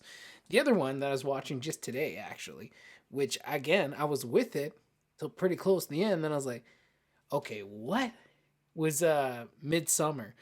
And that's Oh, like that's- that Yeah. horror movie. Yeah. that You're came not out. alone. You're not alone. And it's like a mind effort, but I felt like I was with it. Like I get it. It's like a lot of like her dealing with like her like sister's like murder slash suicide and like all that kind of grief and like dealing with all that shit. I get it. And then it was kind of like at the end, it's like, okay, y'all lost me. I don't know what like, the hell's It going went on. too long, and in the last hour, it just kind of lost me. Like I didn't understand what it was trying to say. Because I think, Like, and that's what I'm saying. think- Like I'm like I don't get it. And when she burned the bear, they're like or like her boyfriend who cheated on him because they got him super high. Like it was a really F situation. Oh yeah. But like she's like, no, I choose you to go in the bear and burn in the building. yeah, Which is clearly how that other guy's parents died.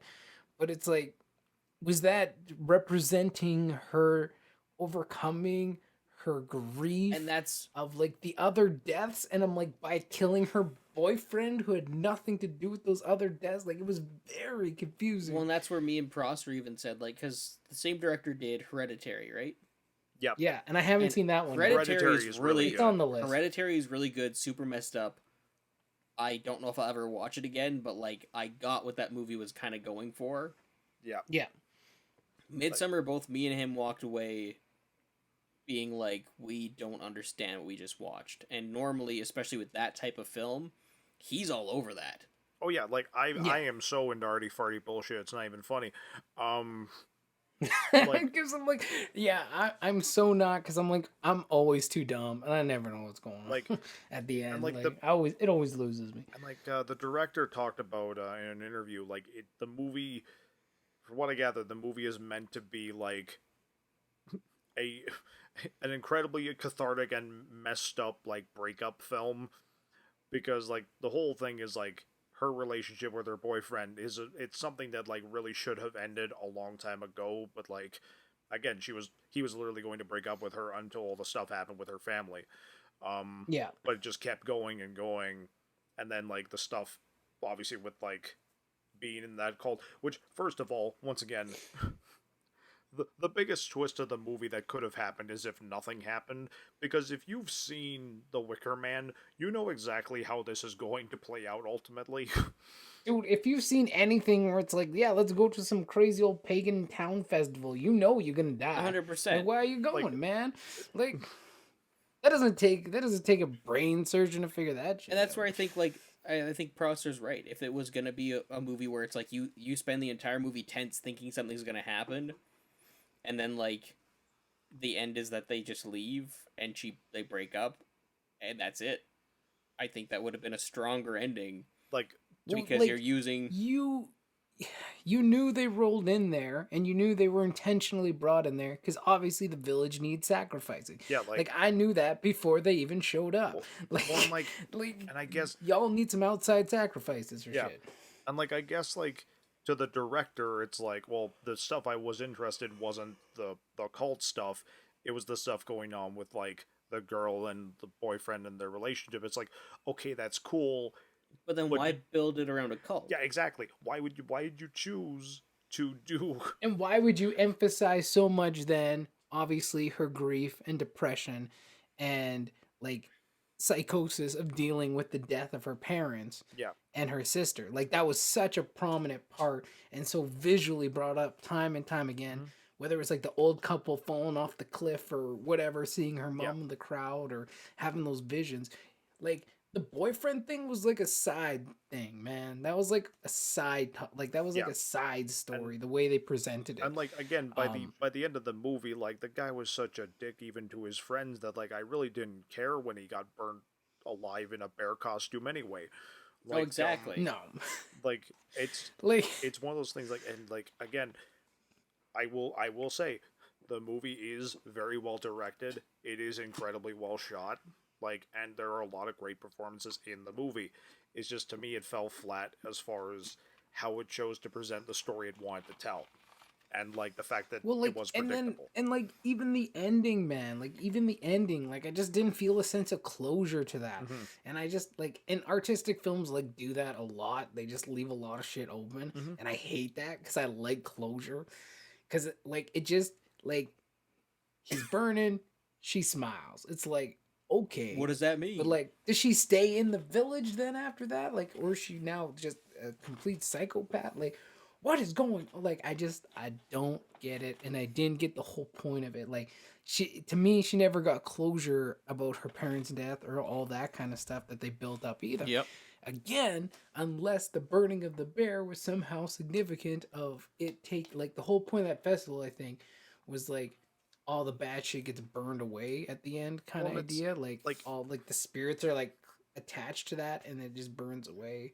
like it's Something like that. Like because they reference something about the bear representing like not their pain, but like I don't know, negativity or something like that. yeah, like because Like there is a lot of like bear imagery that you see like throughout the film and everything like that. Like again, because there's well when just you see the bear, you're like, oh you dead, bro. yeah.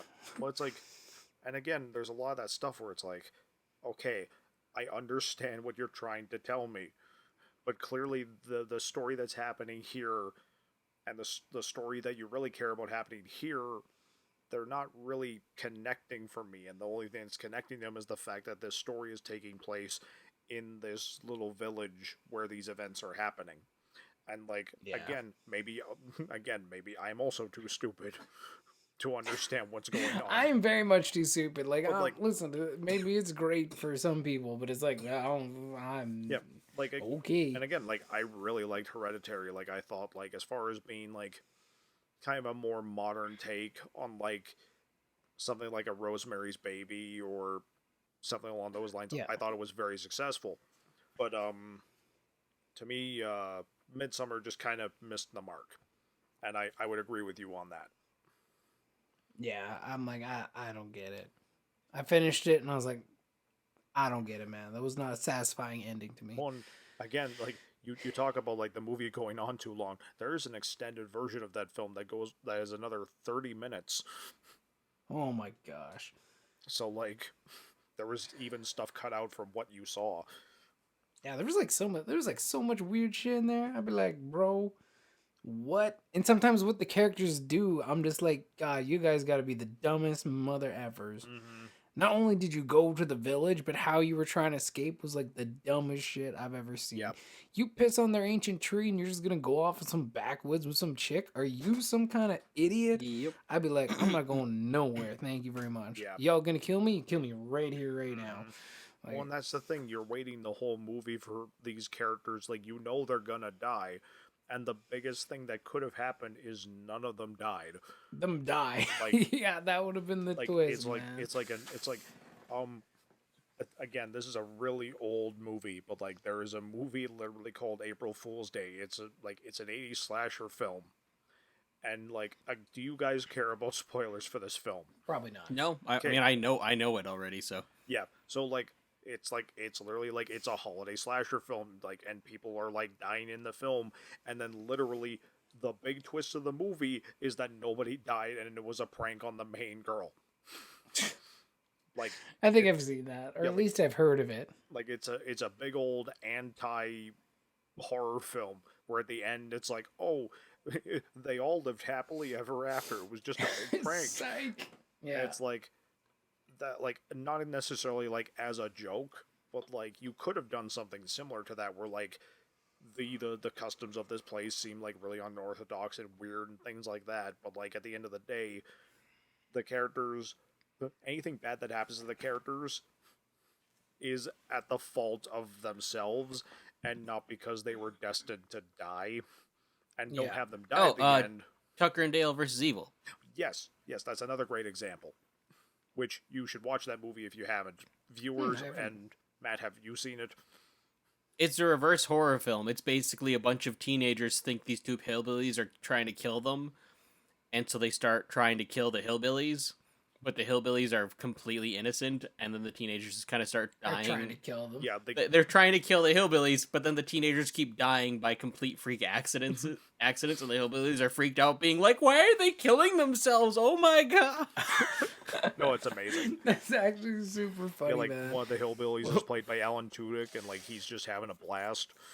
Like, see, that Why, would have officer? been We're having a doozy of a day. interesting, man. That'd have been interesting. And like, they keep drinking their shit and eating their shit. I'm like, why?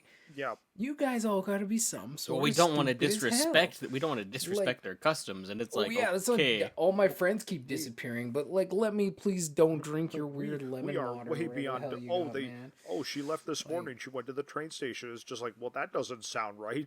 But then they're like, oh well, let's just eat our weird ass food anyway, man. And Yeah. like that sex scene was so awkward. I was like, that would be uncomfortable as hell. Like I was just tripping balls. I'd be like, what the hell, man? And then you just run around buck naked. It's like, why, man? Like, well, because horror, man. Because we're cult. run around the day with your dong out. Like, come on, dude. Come on. Anyway, I didn't get that film. At the end of the day, I'm just like, I don't get it, bro. Like, So that's fair. You're not alone. Yeah. oh, good. I thought I was just super dumb. But maybe I'm just the regular type, which I'm okay with. So, Proster, do you got a question of the day for us? Oh God. I should have thought this one through. Welcome to the stress that is a feast of films. Oh my Yeah, God. pretty much, right? Yeah.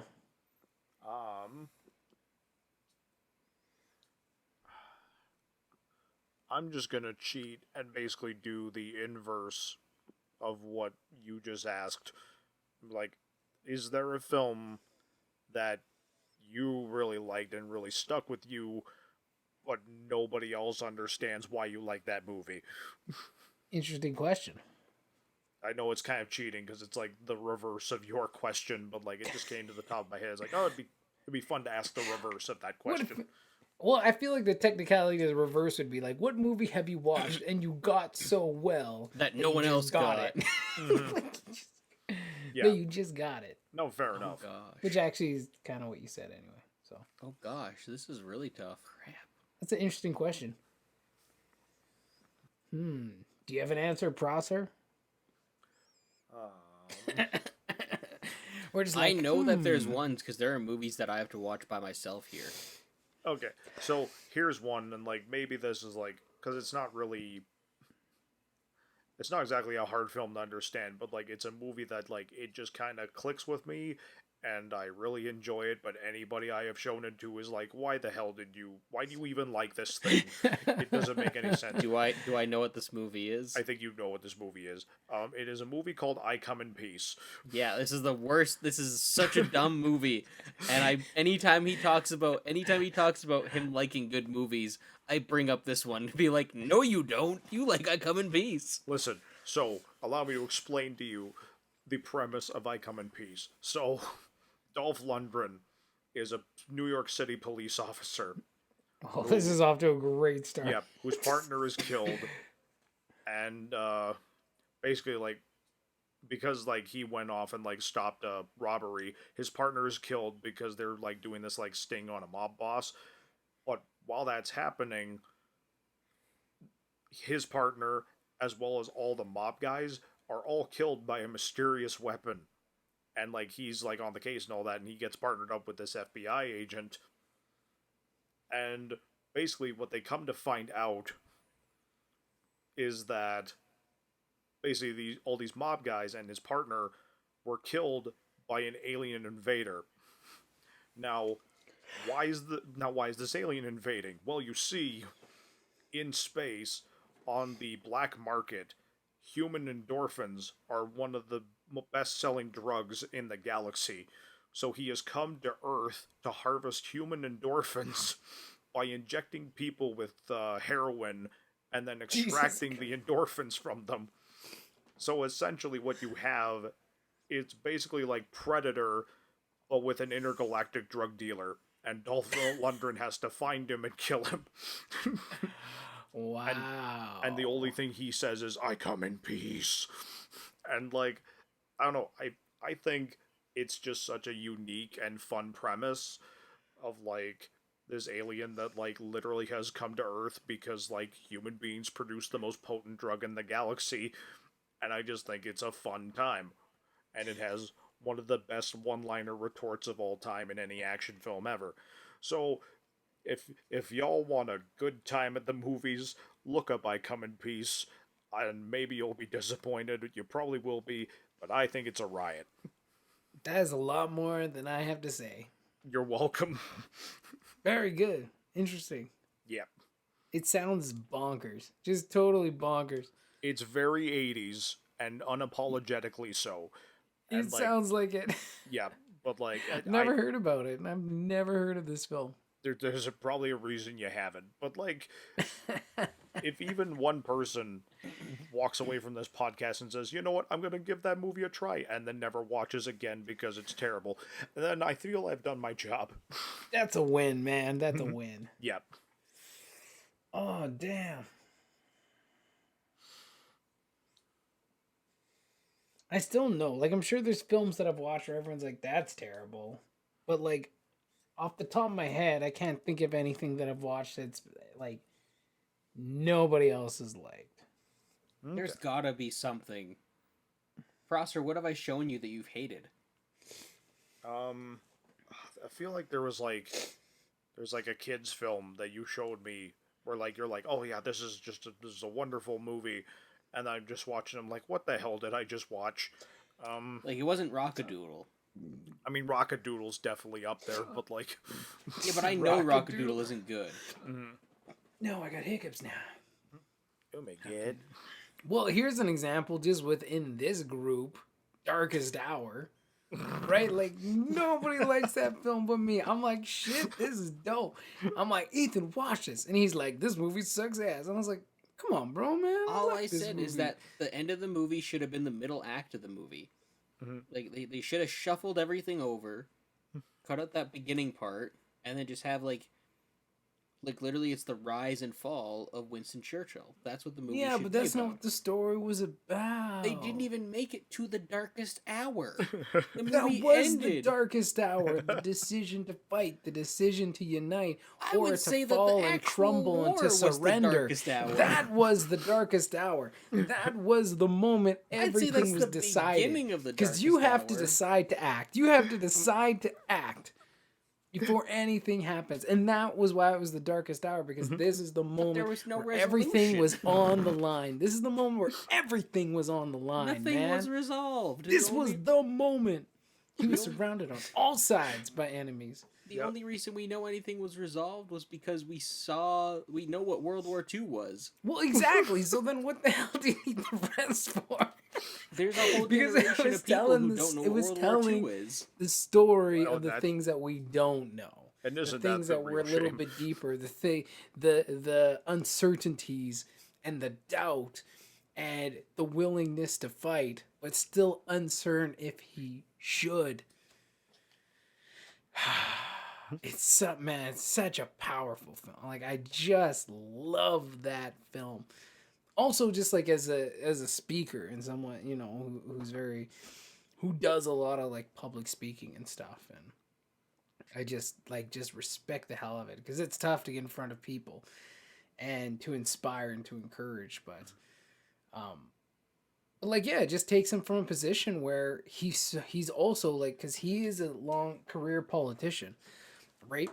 I At think the they could point, have especially when we find him, like how disconnected he is from the common folk. Like, look how he treats his writer when he first meets her, right? Compared to how he talks to people on the subway. Like, that's such a great justification between his character and his connection with the people from the beginning of the film to the end of the film.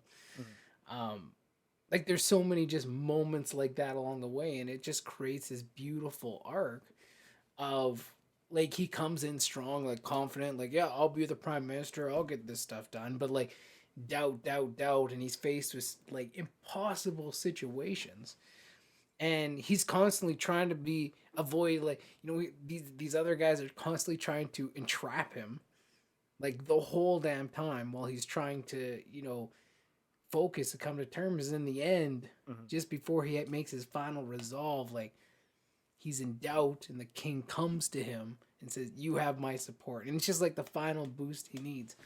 If only we Till saw it them goes to actually people. have a Like it's relationship just that like, grew. oh man, I love it. I love it. I appreciate the fact that you love it. I thought it was okay. Um, And that's what I'm saying. And this is the topic. This is why we're talking about it. yeah, The Because you problem- guys just thought it was okay, and I'm like, you know what? I loved this like film. and like at the end of the day, and like I think like again, I remember Ethan talking about this. Like it at the end of the day, like you got passion for a film, and like if not a lot of other people do like it, but like hey, it clicks with you, then that's all that really matters. Because At the end of the day, I'm the only one watching it anyway, so I don't mind.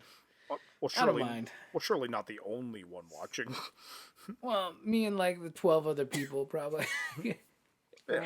Like, yeah, man. I just really enjoy it. Actually, I want to go watch that again. I want to watch it before anything else. Except Falcon Winter Soldier. I'm going to watch that. Well, of first. course, Yeah, naturally. watch the finale of that. But yeah, no, I just, oh man. I love that film. But I'm like, I love history. I love, like, this craft of, like, speech writing and presentations and inspiration. And the romanticization of this idea of inspiring a country to stand up against evil, to hold their ground and be the final line. Like, I just love that idea. And the fact, if they failed, if Winston decided to do peace talks, if he decided to make a different decision in that moment, it would completely change our whole history. Like, I just love that idea. Not the idea that we'd all be Nazis, but, the concept of it. I'm just saying, we could have had a resolution. That's all I'm saying. But you did. You have history. That's not this. It's a movie, and at the end of the day, too. But you did. Gary Like, at the end of the Oldman- day, you did have the resolution to the question the film was asking, though. Like, because it wasn't just this documentary series about the rise and fall of him. Like, that's not what it was about, right? Another movie could do that. It depends what kind of message and what story you're going to tell. And for what story they wanted to tell, they told their story. I also think Gary Oldman overshadowed the character with his performance. I like Gary Oldman as an actor, but like there was a lot of his acting choices that I did not care for. Didn't bug me at all. It bugged me. Again, I am Like, genuine. what things bugged you though? A lot of times it didn't feel like he was playing Winston Churchill. It felt like he was playing Gary Oldman saying the speeches of Winston Churchill, doing a dramatic reading rather than actually acting. But at the end of the day, again, like to piggyback off what Prosser said, I would disagree with that. I am very happy that you like this movie and that you love this movie and how important it is to you. Well, thank you guys. I appreciate that. And I'm sure the human drug dealer Dolph Lundgren movie is great too. No, it's not. It really isn't. Both of the movies that you guys talked about were not good for me. And that was the point. You felt like you were injecting human endorphins. Yeah, when the movie finished. Oh gosh, Come on, it's Ethan, over. what's your answer now? I don't know if I have one. Like, There's 'cause- got to be a film that we're like, boo. Ethan is so mainstream that he just loves everything that everyone else no, loves. like the problem is I mean, clearly the answer should be Apocalypse Now, but we know he's not. the problem is either the things that I like and I show people that they don't get are obscure things from my childhood that I grew up with because they're what my parents showed me. Like Don Knotts movies and stuff like that. But then when I show it to people, 9 times out of 10, their reactions aren't, well, that was stupid or that was crap. Their reactions are like, oh, I understand you better because I've seen that movie, I didn't like it, but I understand you. So there's never like there's really that's happened with you a few times, but there's never been like a movie that I've shown you where you're like, oh, that was awful. Why would you show me that movie? Like, the only one that I can think of off the top of my head, because this is a discussion that you have had with people I know for sure, but even then, it's not like a universally reviled film, would probably be Kingdom of the Crystal Skull. Well, because again, I don't even love that film. I think there's a good movie in there, and I think they just missed their mark. Yeah, It's the same thing with Spider-Man 3. I think there's a good film in there, but they just missed their mark. yeah. That's like the What only is I thing. that? got it. T Squad. T-Squad? Yeah, nobody liked that. I don't even know what that is. I don't even. That's so obscure. I don't even know what it is. It's not a movie, and it wasn't made by anyone professional. Oh, I It know was what made it is. by three damn fools in school on a really crappy camera Crap. on Halo. Oh my god. There's gotta It's be terrible. a movie. Also, Quantum of Snowflakes, our own film. Quantum Snowflakes is a masterpiece. Oh yeah, I'll just say Damned Rights. Damned Rights is a film that I love and no one else gets. No, funny. I was like, everyone's like, I helped. No, actually, I helped we make has it. and I Prosser won't even seen like has it. Prosser seen Quantum of Snowflakes? no. We have to somehow get it. We have to somehow show. I don't have a copy of it. Oh. We have to somehow get me a copy, and I'll show him. Well, I've been trying to rip it for like a month. My computer just sucks, so it hasn't worked. Crap. I know there's gotta be something. Like again, the problem is it's a lot of older, obscure things that people just don't connect with because it's a generational difference. Mm-hmm. Right? Like, and I'm trying to think of ones, and I'm just completely blanking. But I know Should there. we move on to another question then? I think so. Like again, like that's my answer. Is like anything that I show people that's old from like the '60s or the '50s. A lot of people just don't connect with or don't get. I don't really get a visceral like I hated that reaction. There have been some films that I've shown specific people, but never universally. Universally, Yeah. like a lot of Mel Brooks films, people don't get. But then I sat down with Prosser and marathon them all, and he's like, even the ones he didn't care for, which was few and far between. It's one of my favorite things to do with him is show him movies that I like that he hasn't seen. He's like, "Oh, I understand you as a person now. Your filmmaking makes more sense to me now." Mm-hmm. So I've never had a universally like hated movie that I can think of. If I Okay. come up with one, I'll say it. But like, and again, most of the ones that I think people don't like, I just don't show them. I just kind of keep it to myself, and I'm like, okay, this is for me because I know people aren't gonna like it.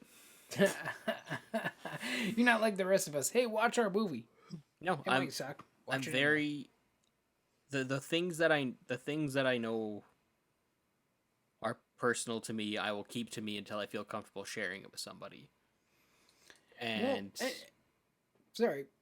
and again, a lot of that comes down to stuff I was raised with, and things that I don't know that I like, especially watching older movies. I try to view it from the perspective of the people of the generation of the people who were watching it for the first time. So like old 1930s and 40s movies, I try and view it from their perspective as opposed to from a modern audience.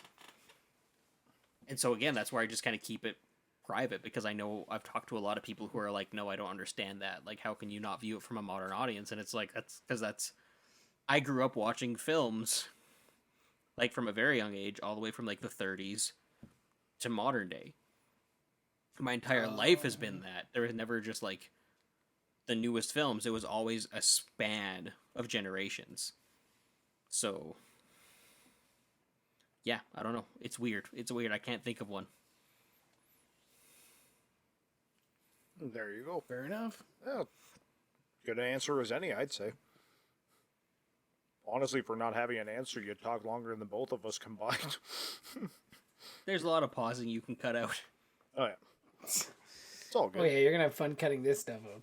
Oh yes. Ethan, do you have a question of the day?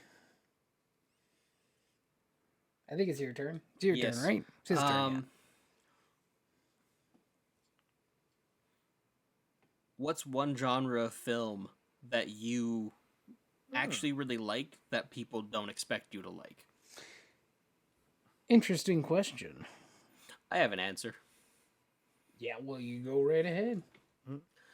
For me, and it's as people get to know me more, they kind of warm up to the idea. But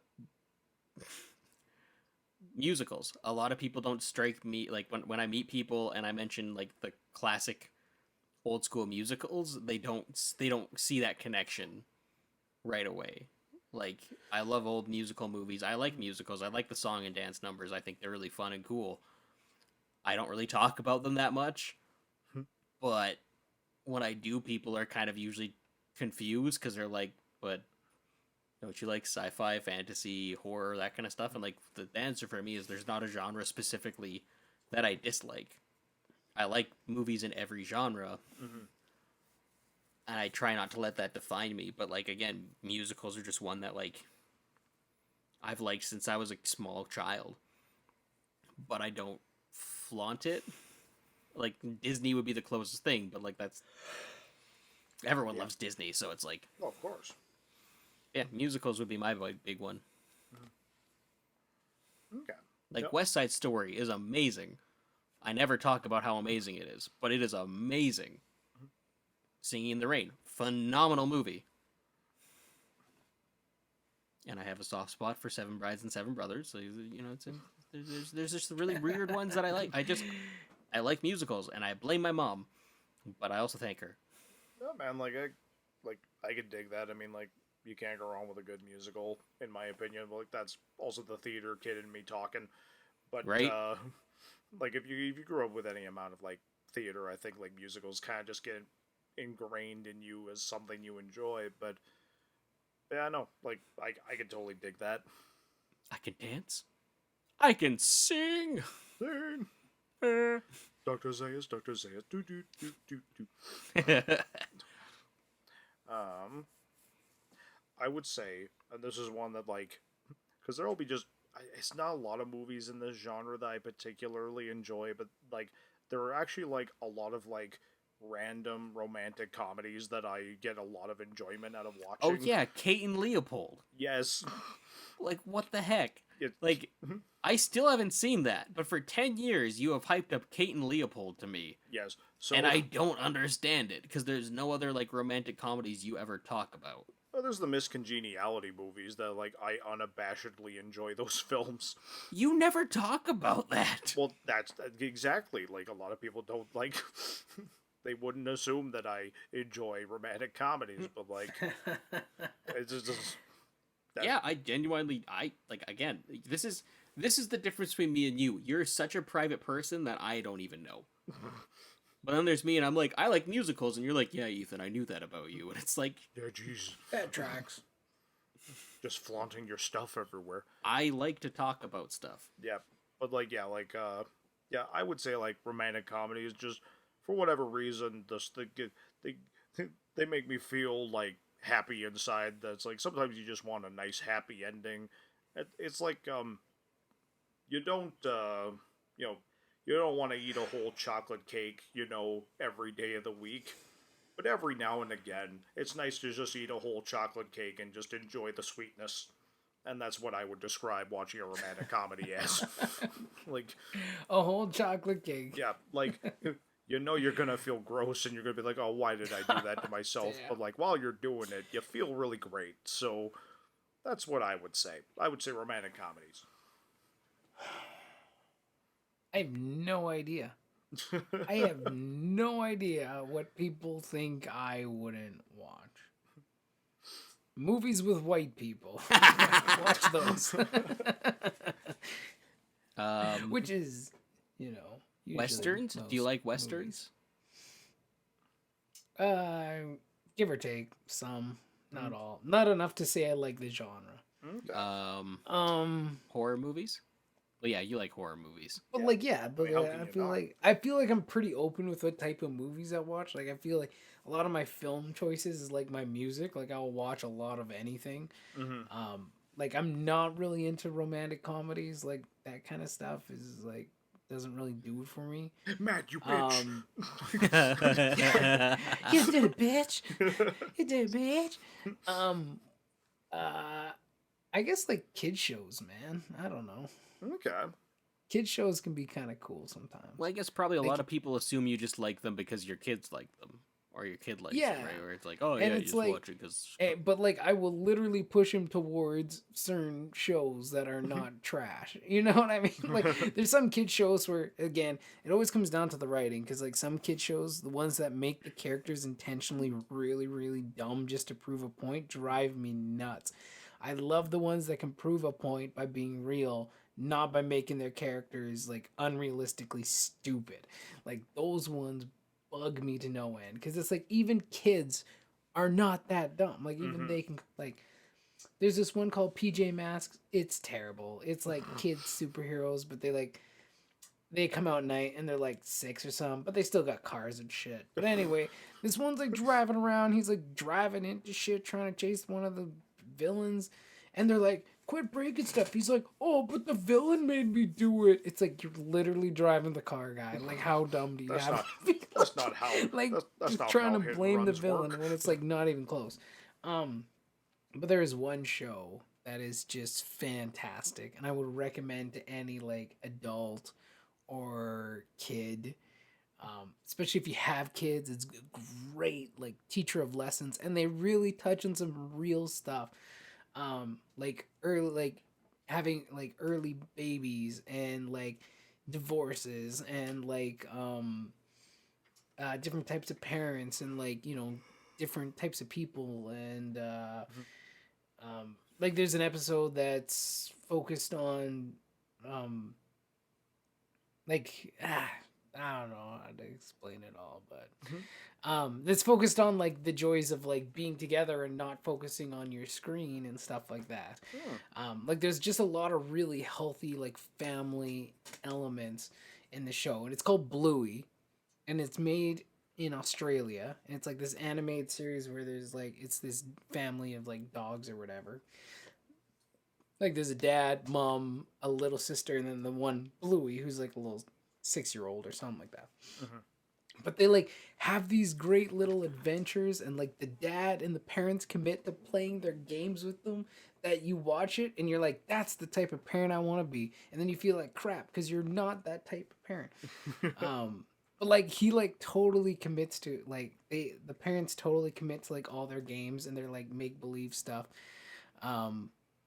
It's such a great show. Like it's just like just tackle like what I really enjoy about it is they tackle really important things, but they tackle it in a way where it's like the characters are not stupid, and it'll make you laugh. There might be moments that kind of make you cry or make you feel emotional. Like it's just really really well made. And it shows like that I guess I also like enjoy myself enough because I watch it with kids. I don't know. That'd be the closest thing, because I just think like horror movies. Yeah, of course I watch horror movies. Like musicals, of course I watch musicals. Like Cool. I don't think I watch anything that would surprise anybody. Cool. Honestly, like, and like, I think going back to like an earlier episode where you go on an entire rant on, I think it's like, what is it, Puppy Dog Palace or something like that? Yeah. Oh yeah, that was another like Yeah, that's like, another good one too. The Yeah. passion you had for that show, For- you cannot. Well, dude, You can't make that up. Man, let me tell you, there's like really terrible kids shows out there that are just like the writing is horrible because they're like kids are stupid, so like let's just make everyone like- really stupid, and it just kills you. Yeah. But there's ones that come in and they have like different like. What I like about Puppy Dog Pals is like there's so many references for the like your adults or like the like my kind of like our age. If your parents our age would understand and would get. Like there's Infinity Gauntlet reference. There's like Die Hard. I think there's Jurassic Park. Like there's just so many little things that are like sprinkled through these episodes. Like not so much the distracting, but every once in a while you get like a thing. Leroy Jenkins, you remember that YouTube video of from course, back in the how day? could I forget Like Leroy Jenkins? that's like a whole based around a whole episode, kind of like there's a whole concept there. So it's just stuff like that where you're just like, God damn man, these shows, they're just when they're written well, kid shows can be really great. and they tackle important things that kids just need to know about life. So So it's good. that's a parent's point of view, guys. That's I can There's some appreciate kid shows that. out there that are pretty solid, man. I And dig honestly, it. Bluey's the best one. I legitimately really enjoy Bluey, and I'm like, why is season 3 not on Disney Plus, guys? Like seriously, why is it only season 2? Or only season 1? Sorry, there's only one season on Disney Plus, but I think think it they're got airing the renewed. second season right now. And it got renewed for a third, I think. Yeah, like it's won awards too. Like it's a really well written show. Honestly, you guys have Disney Plus, right? Yes. Yes, we do. Yeah. Literally just look up Bluey and like watch like the first couple episodes. You're gonna be like, damn man, that's pretty awesome. Like it just makes you feel good. Like it's just If we end up crying in each other's arms, it's on you. Yeah. This Man. was your decision, Matt. I'm Yeah. sorry, but I seriously just watch a couple episodes. Like you guys can tell me if it's junk or not. Like and maybe you'll see it differently without kids, you know what I mean? Like as like grown ass adults. But literally just watch like a couple episodes. They're literally like 7 minutes long. They're really short episodes. Okay. But they're pretty sweet, man. They're pretty cool. Cool. Awesome. Well, I guess that wraps up our episode, doesn't it? I think so. Yeah, I think so. All right, so that's it for another episode of A Feast of Films. Prosser, thank you for coming back on, and where can the good people find you? Well, thank you for having me, Ethan. Even though we live in the same house. And me. You're welcome. I'm here too. And I'm in a different house and, though. And also, Matt, thank you for having me. You're on. welcome. You're welcome. Thank you for accepting my recommendation of I Come in Peace. I hope you enjoy it. Jeez, doesn't even thank the black guy. What the hell, man? Oh my god, okay. Well, I'm definitely editing that out. Why, Prosser, man? That's canceled. gold. No, for sure. Body shaming. So you can... God damn it. You can find me on Instagram at thatjprosser. You can find me on YouTube under Jesse Prosser, and then you can find mine and Ethan's film Damned Rights at realhouse.org. Check out a film, rent it, buy it, support us. Hopefully we get to make another. That would be awesome. I'm And glad he actually knew the website this time. yeah, well, we went over this last week, or 2 hours ago, whichever it may be. So yeah, How about you, Matt? Where can they find you? You guys can find me at my house. Just doing nothing because it's COVID. I'm just sitting at home watching Bluey. You can find me on my couch watching Bluey with my baby. You can Lives find at me 123 Fake Street. You can also find me on YouTube, Storytellers for Life. Come on by. It's all about helping storytellers believe in their dreams, live their purpose, tell their stories. We dig through historical storytellers and look to the past to get some inspiration and encouragement for the future. We look at different storytelling tools and techniques, whether it's speaking or film or writing. Like we go through so much stuff that's really designed and created to help encourage you to tell your best stories and to believe in yourself, because that's half the battle, man. That is half the battle. So come on by. We got interviews, we got videos, we got live streams. It's all good. Thursdays at 7. Come on by. You come on by now. You hear? You here, you come on by. yeah. All right. All right, and you guys can find me on Instagram at Ethan R. Hill. You can also find me on YouTube at Ethan R. Hill. And you can also, as Pross said earlier, find our feature film, Damned Rights, on realhouse.org. Links down below. Come check it out. Yeah, thanks again for tuning in, guys, for an extra special episode of I forgot the name of our show, of A Feast of Films. Tune in next time when we are back talking about Star Wars. We're finally on to episode 6. We're finally on to Return to the Jedi. I honestly never thought we'd make it, man. This is pretty amazing. That's exciting. And then we have to figure out whether we're going straight into the sequel series or if we're going into because we got to be the talking about spin-offs. that. That's going to be some fiery stuff. It's going to just be a lot of us. No, like the first episode is going to be really good. I feel like we're on the same page for the first episode. After that, it's And a then split after 50-50 for the next two, man. it's just gonna be debates and sadness. It's gonna be good. I still can't wait to get to Rogue One. That's gonna be an interesting one. Yeah, I don't feel as passionate about it, but yeah. I'm curious to rewatch it. Good point. But we're not talking about that. We're gonna talk about Return of the Jedi next week. We'll see you guys there. Thanks again for tuning in. This has been a Feast of Films. I'm Ethan R. Hill, and with me as always is Matthew Ayalew. And featuring today also is Jesse Prosser. Have a good week, everybody. So long. Bye-bye. Toodaloo. Oh, you made that so much worse. All right.